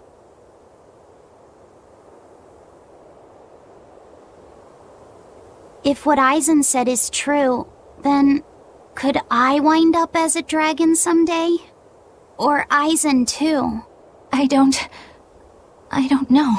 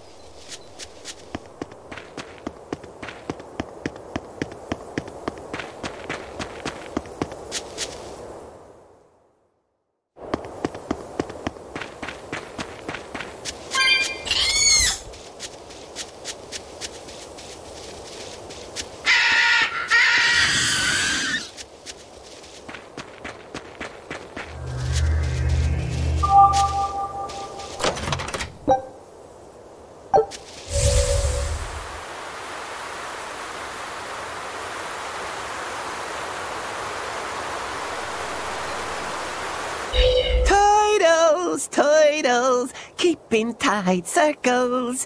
Oh, perfect timing, Eisen. I's got a letter for yous. A letter? Did you get a reply to that letter you sent? What's it say? What's it say? I know everything that you've done. Repent for your horrendous deeds, you monster. What did you do, Eisen? No idea. There's no sender written on here either.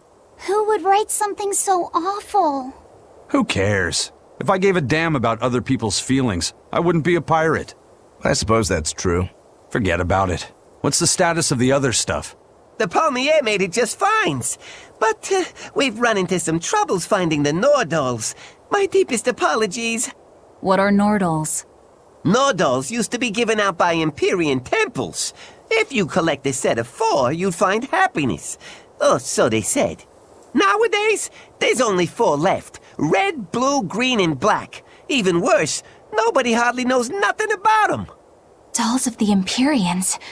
Do you think they're like that one we saw of Aminoch in that shop in Isolt? Kind of. But these are less gloomy looking and more, how can I describe it? Something like a quiet radiance? A quiet radiance. That's perfect! I think I get it. I'd never have pegged you as a collector of religious claptrap, Eisen. Think they'll help keep the Reaper away? Probably not. But in the off chance they actually work, they'll keep her safe. Hey, that letter Eisen sent off earlier was addressed to a woman, wasn't it? Our little Laphicet is growing up. No, I wasn't implying she was his girlfriend. Her writing just seemed more mature, and...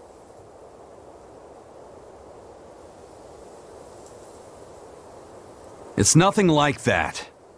She's my younger sister. I didn't know you had a sister. She's the only family I have left. She and I live apart for various reasons. I'm guessing your death curse is one of them, huh? Mogiloo! So that's why. I'd be happy to help you look for those dolls, Eisen. Are you sure? Yeah. Okay, then. Thanks.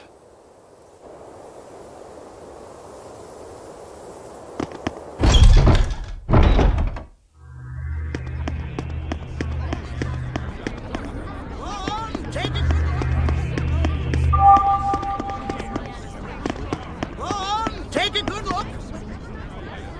Sturdy leather goods at a fair price.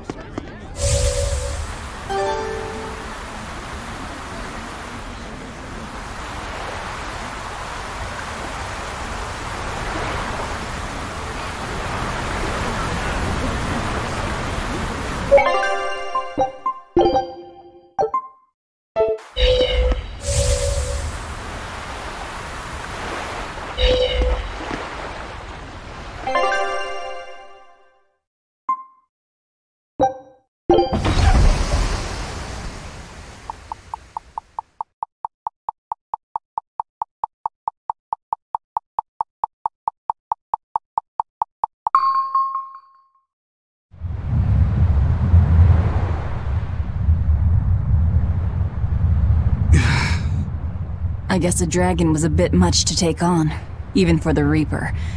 You should get some rest. We all should. I'll just get the crew started on readying the ship for our next departure. All right, you go do that. Laphicet, you should get some rest too. I'm fine.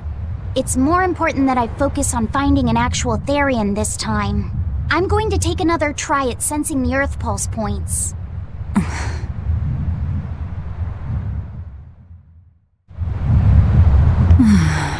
You're as stubborn as ever, Fee.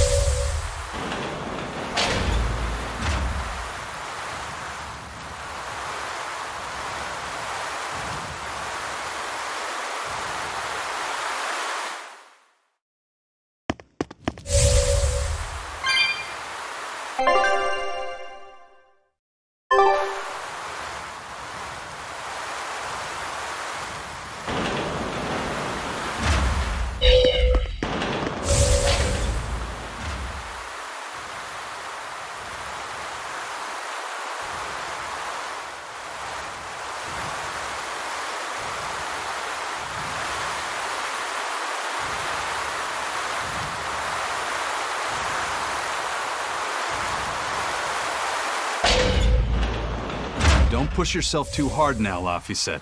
You hear me? I hear you. I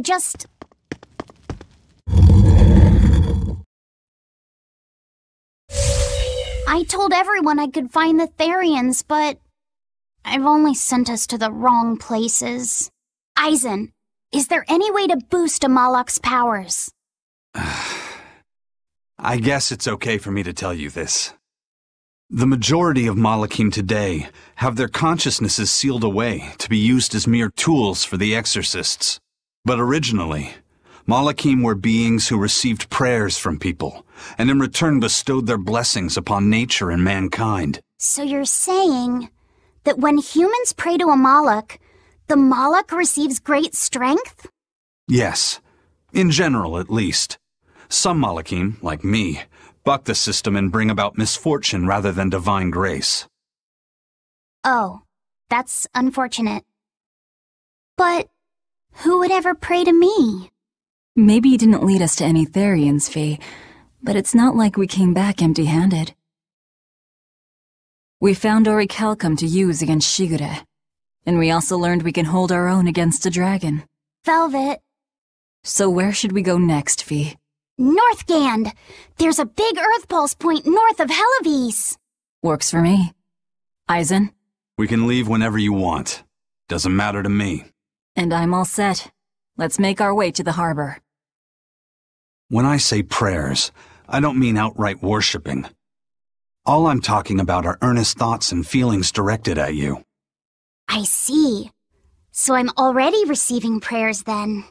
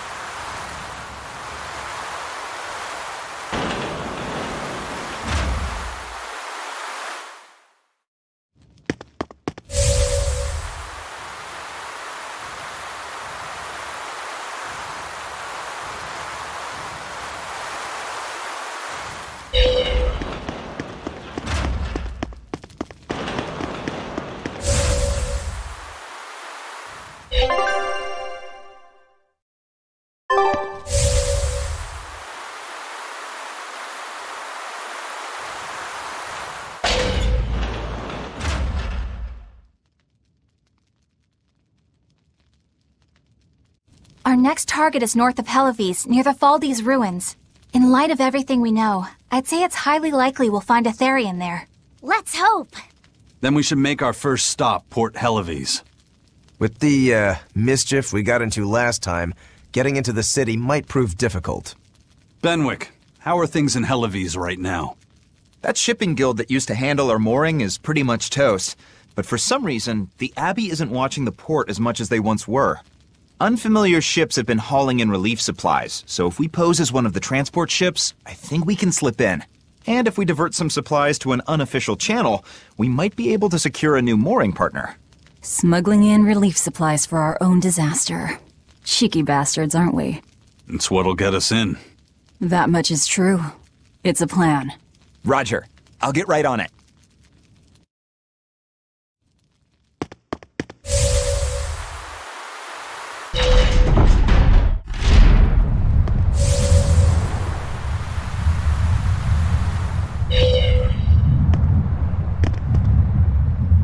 The supplies are loaded. We can make for Helives whenever you want. That was fast. If we weren't hard workers, we wouldn't be sailors. Eleanor! Oh, what's wrong, Kamoana? She said she had a dream about her mom. When Mommy saw me, she said I looked scary. That she didn't want a scary little girl like me. Your mother would never say that, sweetheart. But how can you be sure? Well, how do I put it? I know because I know. You're just lying to make me feel better.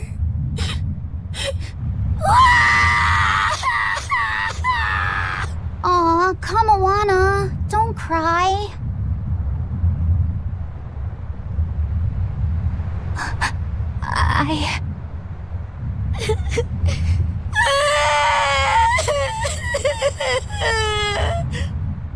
Oh, this is the part I hate about little kids.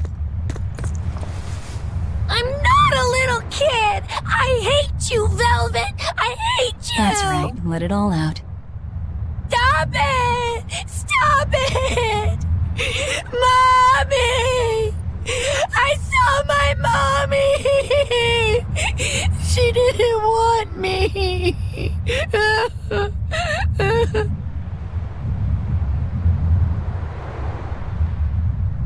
She managed to cry herself to sleep. They're not rational creatures. Sometimes you just gotta let them cry it out. You seem used to it. I guess you could say that. Laffy usually kept himself together when he was younger. But when he was really little, he had times like this every now and then. And on that note, let's take off all we can. My liege, Dial, I leave Kamoana in your care. I'll do what I can, but kids as sweet and honest as her are harder to deal with than corrupt bureaucrats. An outlaw prince and a talking lizard are no replacement for a mother.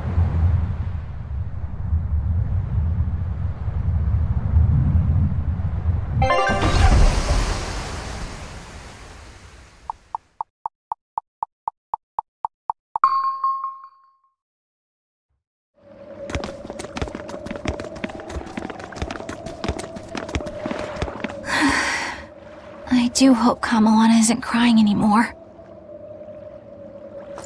Yeah. Shush. How long is it going to be before you send in another exorcist to replace Lady Teresa? With these demons clamoring at our gates, none of us feel safe anymore. You have our deepest sympathies, but we were sent here on a different mission. That's what the last exorcist who came here said before leaving for the north. What could be up there that's worth all that attention? Surely we're not all being punished by the Abbey for what happened with Medusa, are we?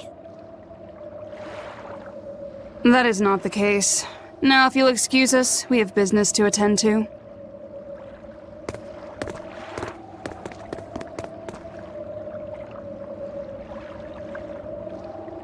So the exorcists are just passing through town and heading straight north. Odd.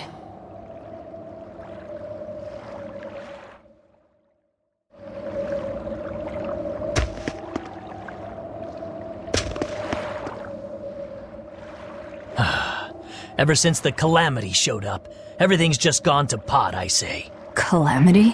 What do you mean? I mean the demon who barged in and made a mess of our fair city. She's a nasty creature of pure evil, with an arm that eats anything that gets in her way. Haven't you heard of her? The Calamity's been rampaging across the whole kingdom, not just here. Scant few have seen her and survived. Huh. You don't say. After the Calamity raised our ships and our port, the shipping guild fell apart, and our trade routes got poached by other ports. It's bad. The town relies on trade to make ends meet. People are abandoning the city, and our streets are no longer safe. Not to mention the demon blight spreading again. Just the other day, a little kid turned into a demon. Just like that. What a world! What a world! What have the exorcists been doing during all of this? Well, Lady Teresa was in charge of this region, but she came up short against the Calamity and got a fat demotion for her troubles. Several new exorcists have been reassigned here, but once they arrive, they all traipse right off to the ruins up north. This has to be Medissa's fault. If she hadn't gone and done something so stupid... Medissa? That's enough. This isn't something for outsiders to know. You're right. Sorry. I'm really worried about what's going to come of this town. It sounds like Hellovies isn't what it used to be these days. We need to ask around and find out more about what's going on here. Agreed. Especially regarding the Abbey and those ruins. I'm also curious about this Medissa woman. The ruins part makes sense, since the Earth Pulse point might be there. But why do you care who Medissa is? Just a hunch. Something tells me she's worth looking into. You're not gonna look into this Calamity chick? She sounds like a real terror. Yeah, I think I'll pass. I already know plenty about what makes her tick.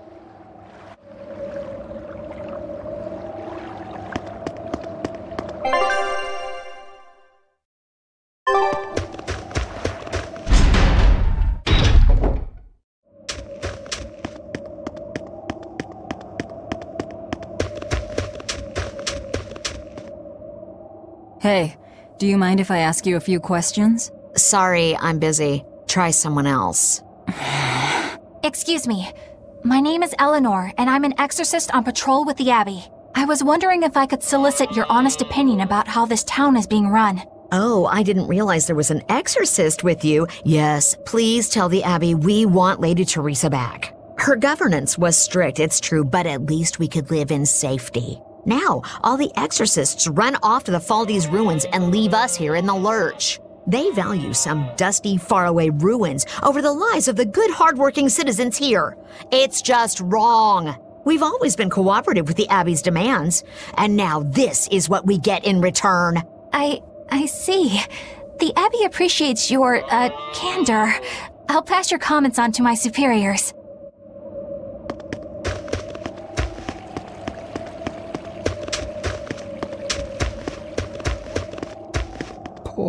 Poor Medissa.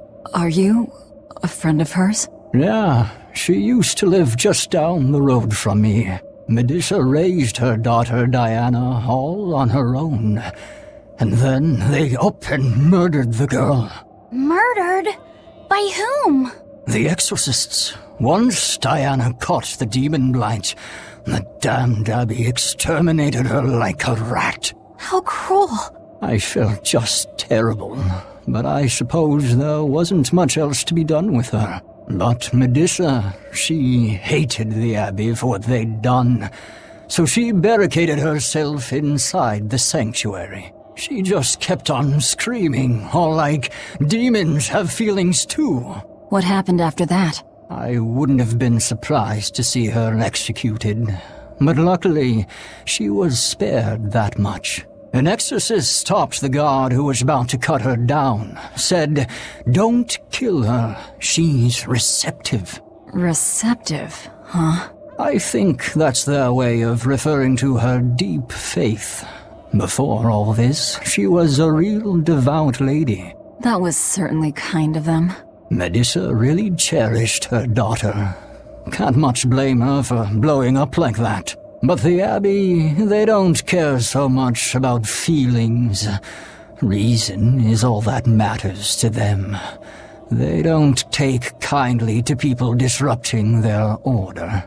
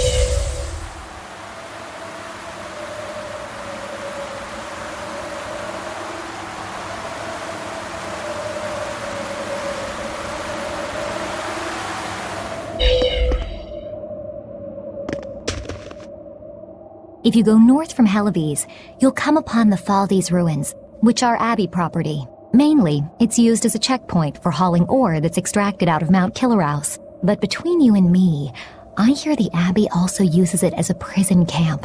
A prison camp? Are they capturing demons? Heavens no!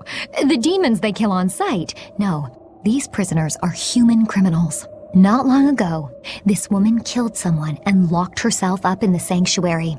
I hear she got hauled off to the camp. Why do you think the Abbey would use the ruins for a prison camp? Who knows? Maybe they need a place to deal out their harshest punishments. The Abbey's not known to be forgiving after all. But these are just nasty rumors I heard. Of course, I don't believe a word of it.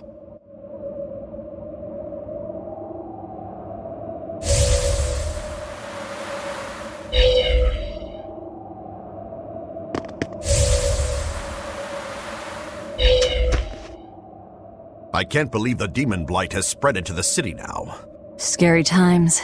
Well, the one who caught it was a little girl, so they were able to deal with her before anything bad happened. But the problem was that the demon girl's mother tried to hide her. That's only human nature. These are dangerous times. We dare not let our emotions control us. One person's selfishness could endanger the entire community. Right. Thankfully, an upstanding citizen noticed something suspicious and reported the child to the Abbey, but the mother went mad and killed him in retribution. And what makes it all the more lurid is, I heard the man she killed was a fellow she was actually thinking about marrying. The daughter had been dead set against her mother remarrying. You can taste the irony. That's horrible. She had it coming. If there's anything worse than demons, it's people who can't control themselves. So, Diana was a girl turned demon who was killed by an exorcist, and her mother Medissa hated the Abbey for it. And the Abbey is using the Faldes ruins up north as a prison camp. It's a lot like what happened to Kamawana, isn't it? It's natural for a mother to love her own child. To make that a crime. What I'm curious about is the use of the word receptive to describe Medissa. So long as there is one receptive to divine power, Therians shall be forever reborn. If our interpretation of that ancient book is right, it likely means she's receptive to Inominat's power. Meaning they brought Medissa to those ruins where there's an Earth Pulse point, and then they made her into a Therian. That would certainly put all the pieces together, yep. Plus, if this Therian the Abbey created already hates them, that's all the better for us. Yeah, I imagine she'd be willing to work with us. Although, it sounds almost too easy. Did I jinx it? I just jinxed it, didn't I? Probably, but we won't find out until we try. True. Let's head for the ruins. And don't worry, you totally jinxed it.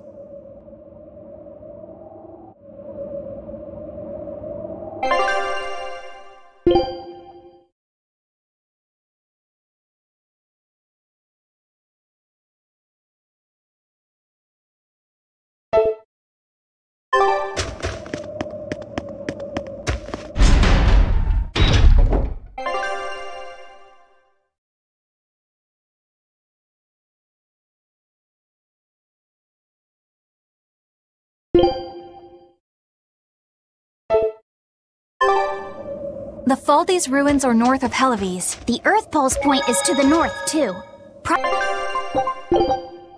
Probably in the very same place.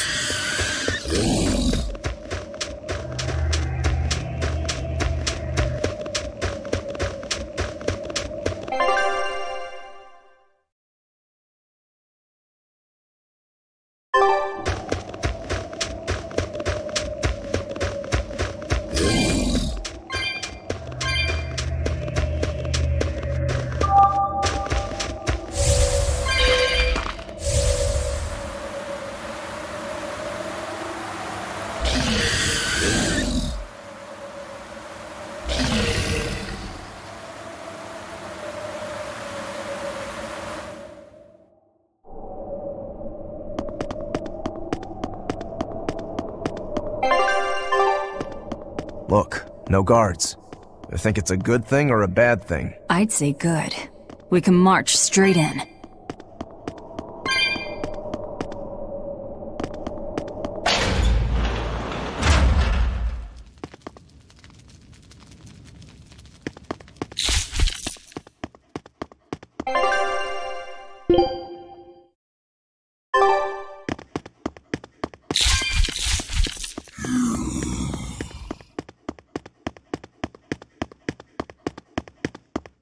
There sure are a lot of Malachim posted here.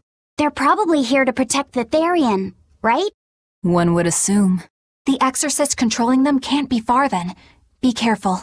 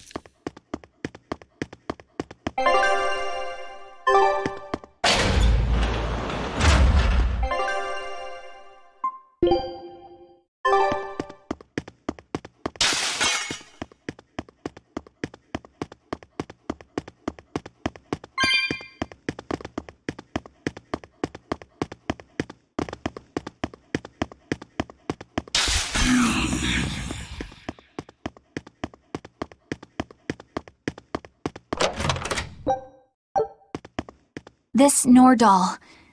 It looks a lot like Grimoire and Bienfu, but there's something different about it that I can't quite put my finger on. I agree. Those two are positively gloomy, but this doll seems calming, yet glamorous too. Like I said, a quiet radiance. Yeah. You think so? I think it's more lethargic or absent-minded, like it can't tell what's going on in its head. Either way, I'm 1,000 times cuter than that thing. What's cute about you? People who keep their faces covered are creepy. I don't know. There's definitely something off about it. It's charming, but a little ominous. Like I can never entirely be at ease around it, if that makes sense. You think so? Actually, I think it's cute. It reminds me of a little baby. You think this looks like a baby? I remember when my sister was about as small as that doll. She had the tiniest little hands, and she tried to grip my pinky as best she could. Really? I'd take my pinky with her fingers wrapped around it and poke her cheek, and she'd just be all smiles. I swore to myself I'd always do whatever I could to protect her. Once she got a little older and started fixing meals, lots of weird things began to happen around us. Wherever we went, she was in danger. Demons attacked us. A dragon tried to kidnap her. That's when I first realized what it was that I carried. That the cause of all my sister's pain was my blessing, my Reaper's curse. So, you left her behind and went on your search for a way to break the curse. Right. And that's when I met Eifried. It was from him that I first heard about the Nordals. He thought the stories about them were all just baseless rumors. I guess we'll never know for sure unless we gather them all. But... What is it? I think something good will happen once they're all together. Why do you say that? Well, because we found this doll, you shared some of your past with us. That makes me kinda happy. So I think we should get the other three, so more happy stuff happens. Hard to argue with you there.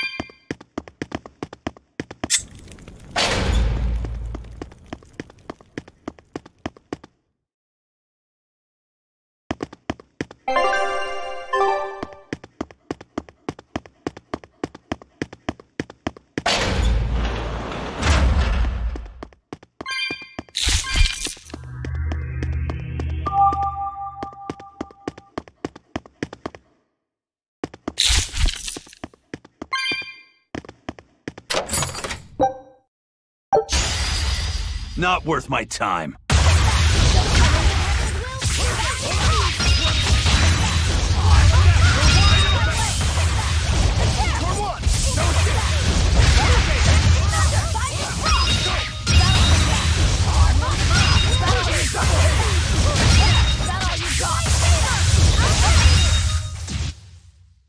You're not hurt, are you? No, I'm fine.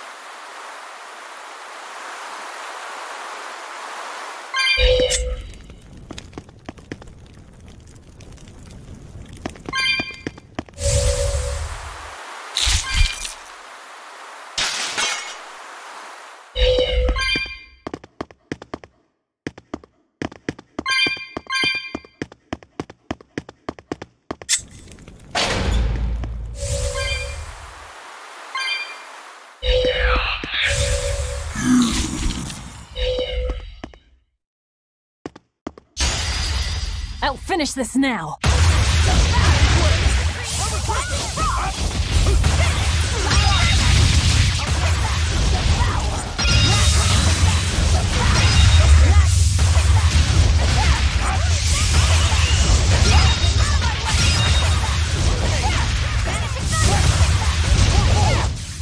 I can't even call that a fight.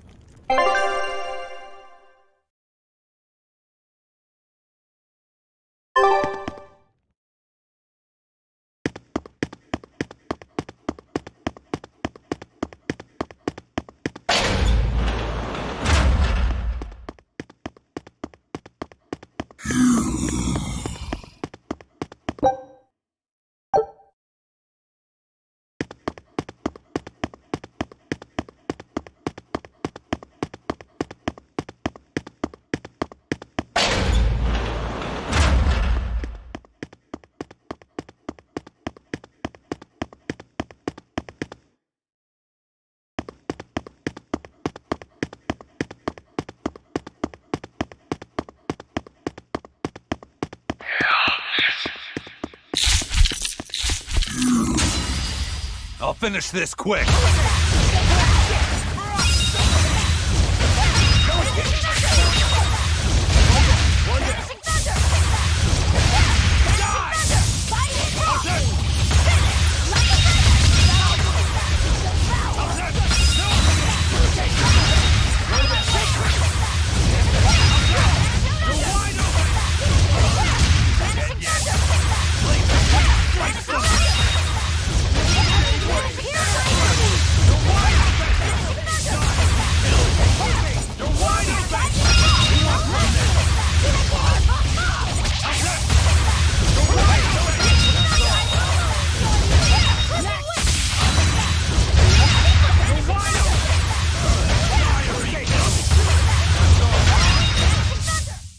I can't even call that a fight.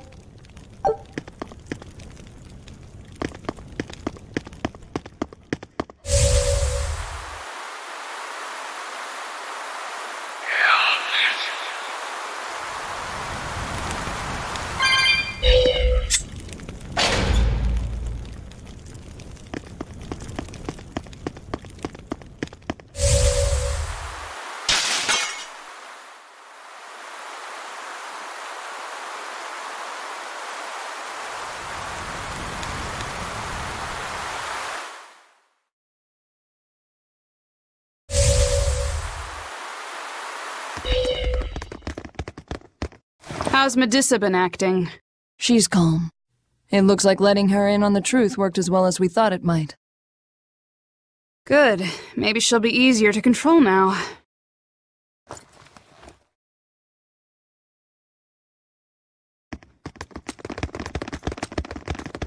Halt! Who are you?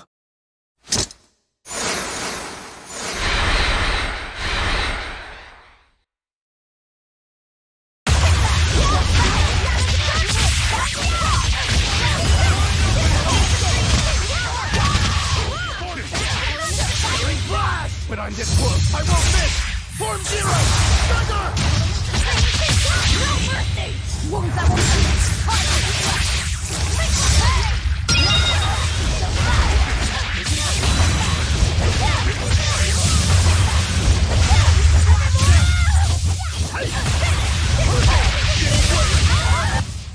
It's over, right?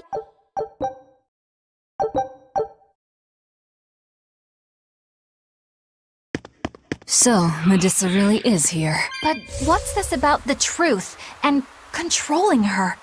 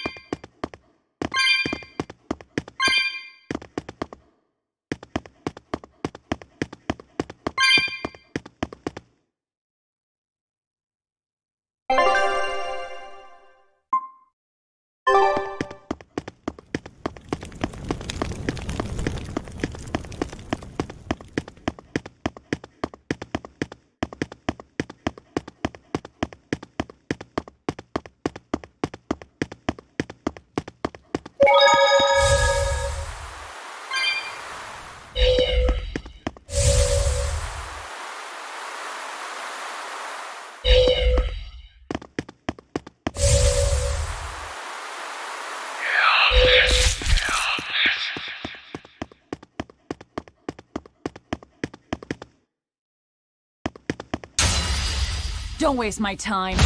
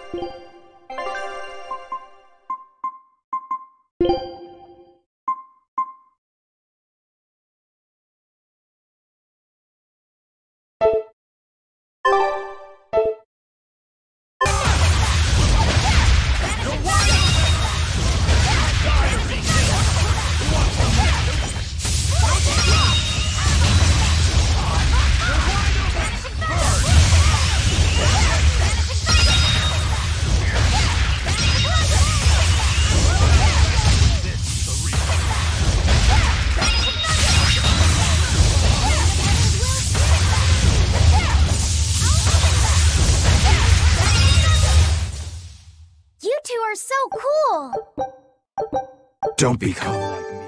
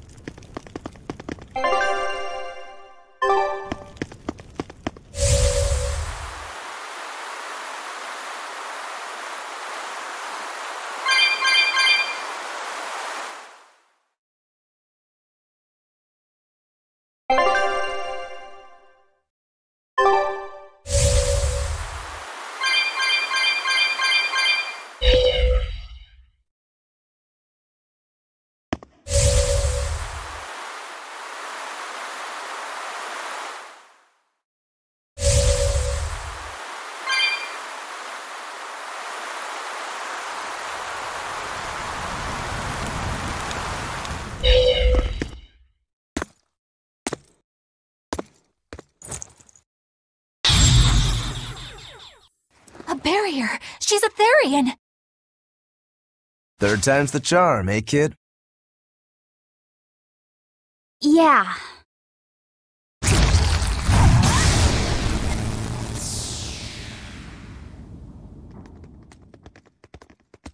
You're Medusa? I am. And who might you be?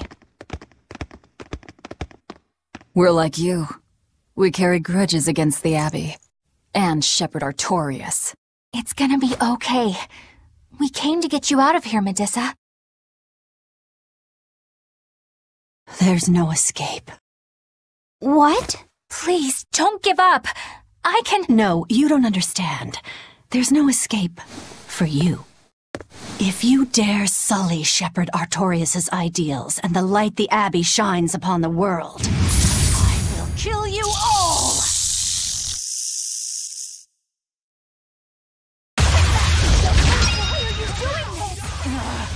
She's the Abbey's lucky now. Way to jinx it, Rokuro.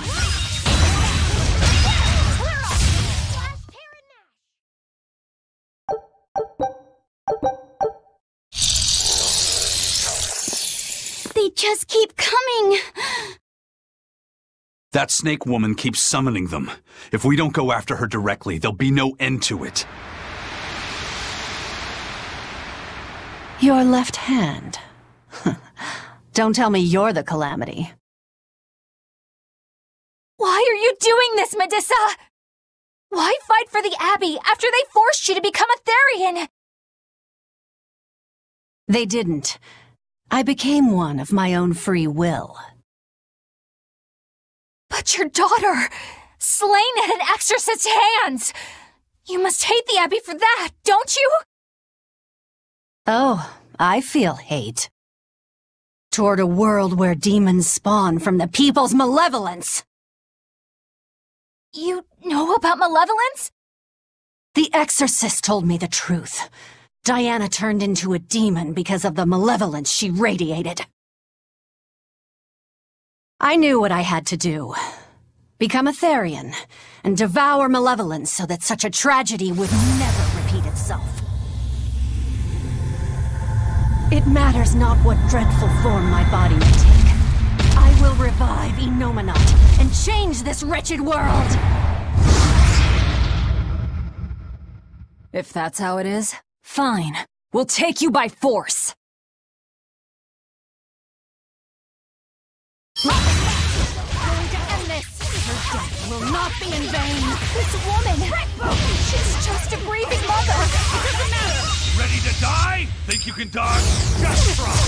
Perfect mayhem. Tremble.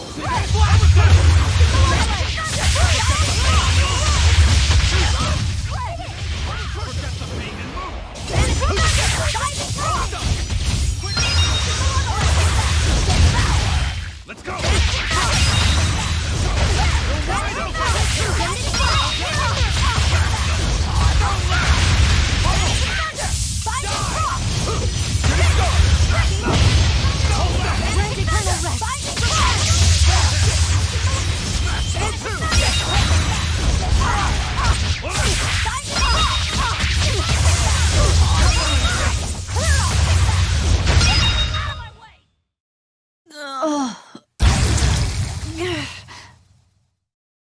It's over.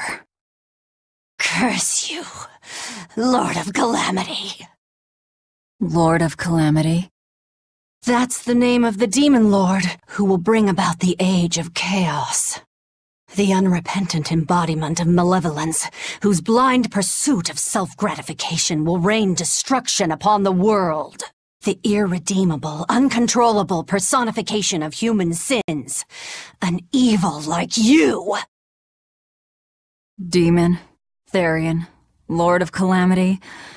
Call me whatever you like. But if I'm the supposed Lord of Demons, then you're just a minion to be used as I please. Nothing more. No, I refuse. What happened to my Diana was my fault. That's why I will fight you until my dying breath! Stop! Don't get in my way! No! Enough mothers have died. I won't let you join them! Eleanor and Kamawana, they both lost their mothers too. It's a terrible thing. Kamawana? A little girl that the Abbey forcefully made into a Therian. Her mother tried to save her, but she failed. All she could do was to offer her own life to fill her child's empty stomach. Kamawana's been crying ever since. She misses her mother. If you die here, I can only imagine how sad that would make your Diana. Diana! You don't need me anymore, Mom. I get it. You love this new dad more than your own daughter! No, honey. I did it for you. But you really thought I stopped loving you. And the malevolence made you into a demon. It's all my fault. I'm so sorry. Forgive me, Diana. Medusa. She'll be all right. She's just unconscious. Let's grab her and haul her back. I'll place her under a binding art, just in case. Gotta hand it to the Abbey. Very resourceful, taking advantage of Medussa's regrets like that. Making her into a Therian who would do their bidding. It's just so cruel. Who cares? Reason above all, no? It's true. The way I feel goes against all reason. There's no telling what'll happen to Helives once we take Medusa out of here. And yet I'm doing exactly that, all on account of my own hang-ups. Even crushing Medusa's honest resolve.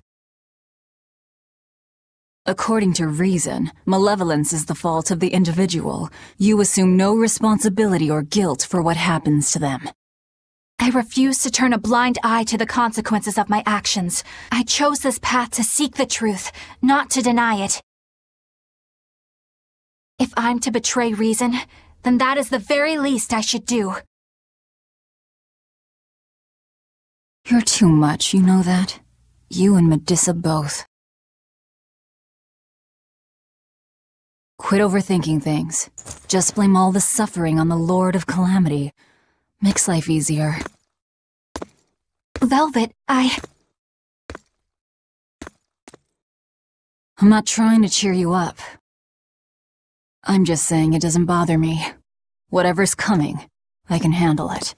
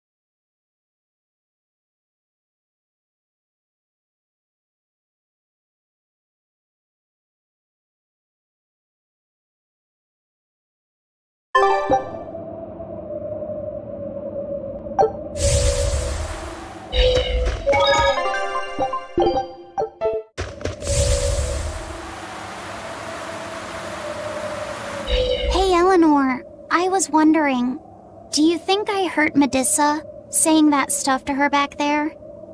I suppose you might have. But I was thinking the exact same things you were. Losing a mother. It's always a tragedy. I'm glad you stepped in and stopped her. Thanks. That Eleanor, I swear she feels way more responsibility for everything than she needs to. You think we need to worry? What if she pushes too far and erupts with malevolence? Malevolence is born out of many things. A prideful ego, the self-righteousness that turns a blind eye to one's inner contradictions. Eleanor is different. She's mindful of her ego and strives to confront her inconsistencies of character. She has a purity of heart that won't be tainted by the emotions that create malevolence. No other quality is as essential for an exorcist. So she's probably okay? For now, at least. But human hearts can be fickle things. Who knows what the future holds? I doubt you got anything to worry about. For most exorcists, purity is a construct of the Abbey's teachings. But Eleanor, she's the real deal. She's not your average exorcist, I'll give you that. Purity is handy for any exorcist. But more than that, it's a rare and precious temperament for living. Everybody's got an ego and certain internal contradictions to some degree. Facing one's own ugliness in an honest manner is never easy. To be a normal human is to live carrying malevolence. It's just how much you let it control you that varies. I guess malevolence might just be a fact of life, huh? But Artorias can't accept that.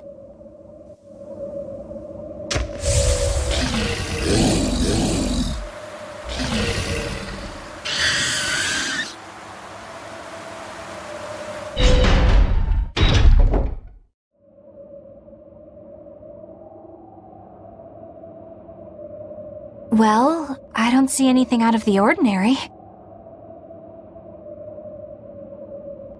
Let's slip through town and head for Titania before that changes.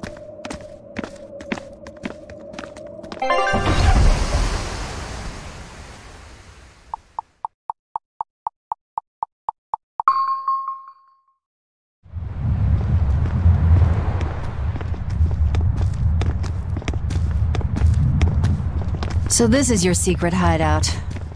Once I get free, you won't stand a chance. You all had better sleep with one eye open. Look how worried I am. Welcome back! That's Kamoana. She's the same age as Diana. Did the Abbey really turn someone so young into a Therian?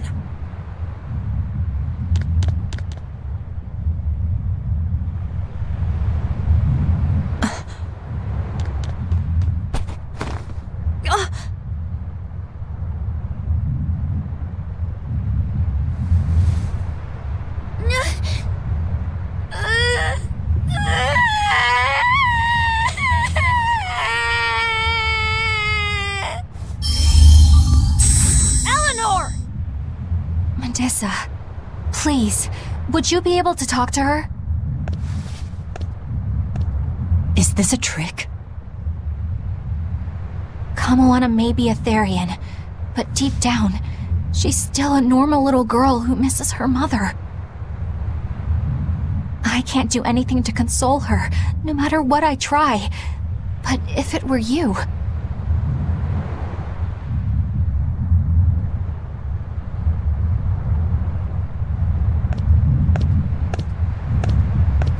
You okay? You can call me Medusa, all right? Do I scare you, honey? A little, but not as much as Velvet and Dial. But don't you think I'm scary? I had a bad dream earlier. My mommy said I looked scary and that she didn't want me anymore.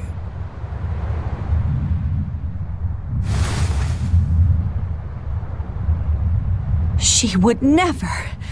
Your mother would never think that about her daughter. But how do you know? Because I'm a mother too. Mothers always love their children, no matter what. No matter if we die. No matter how the world changes. There's nobody who loves you more in the world than...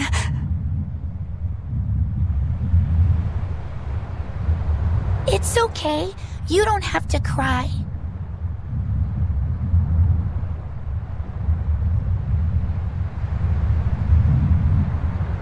I hope Kamoana and Medusa won't have to feel so lonely anymore.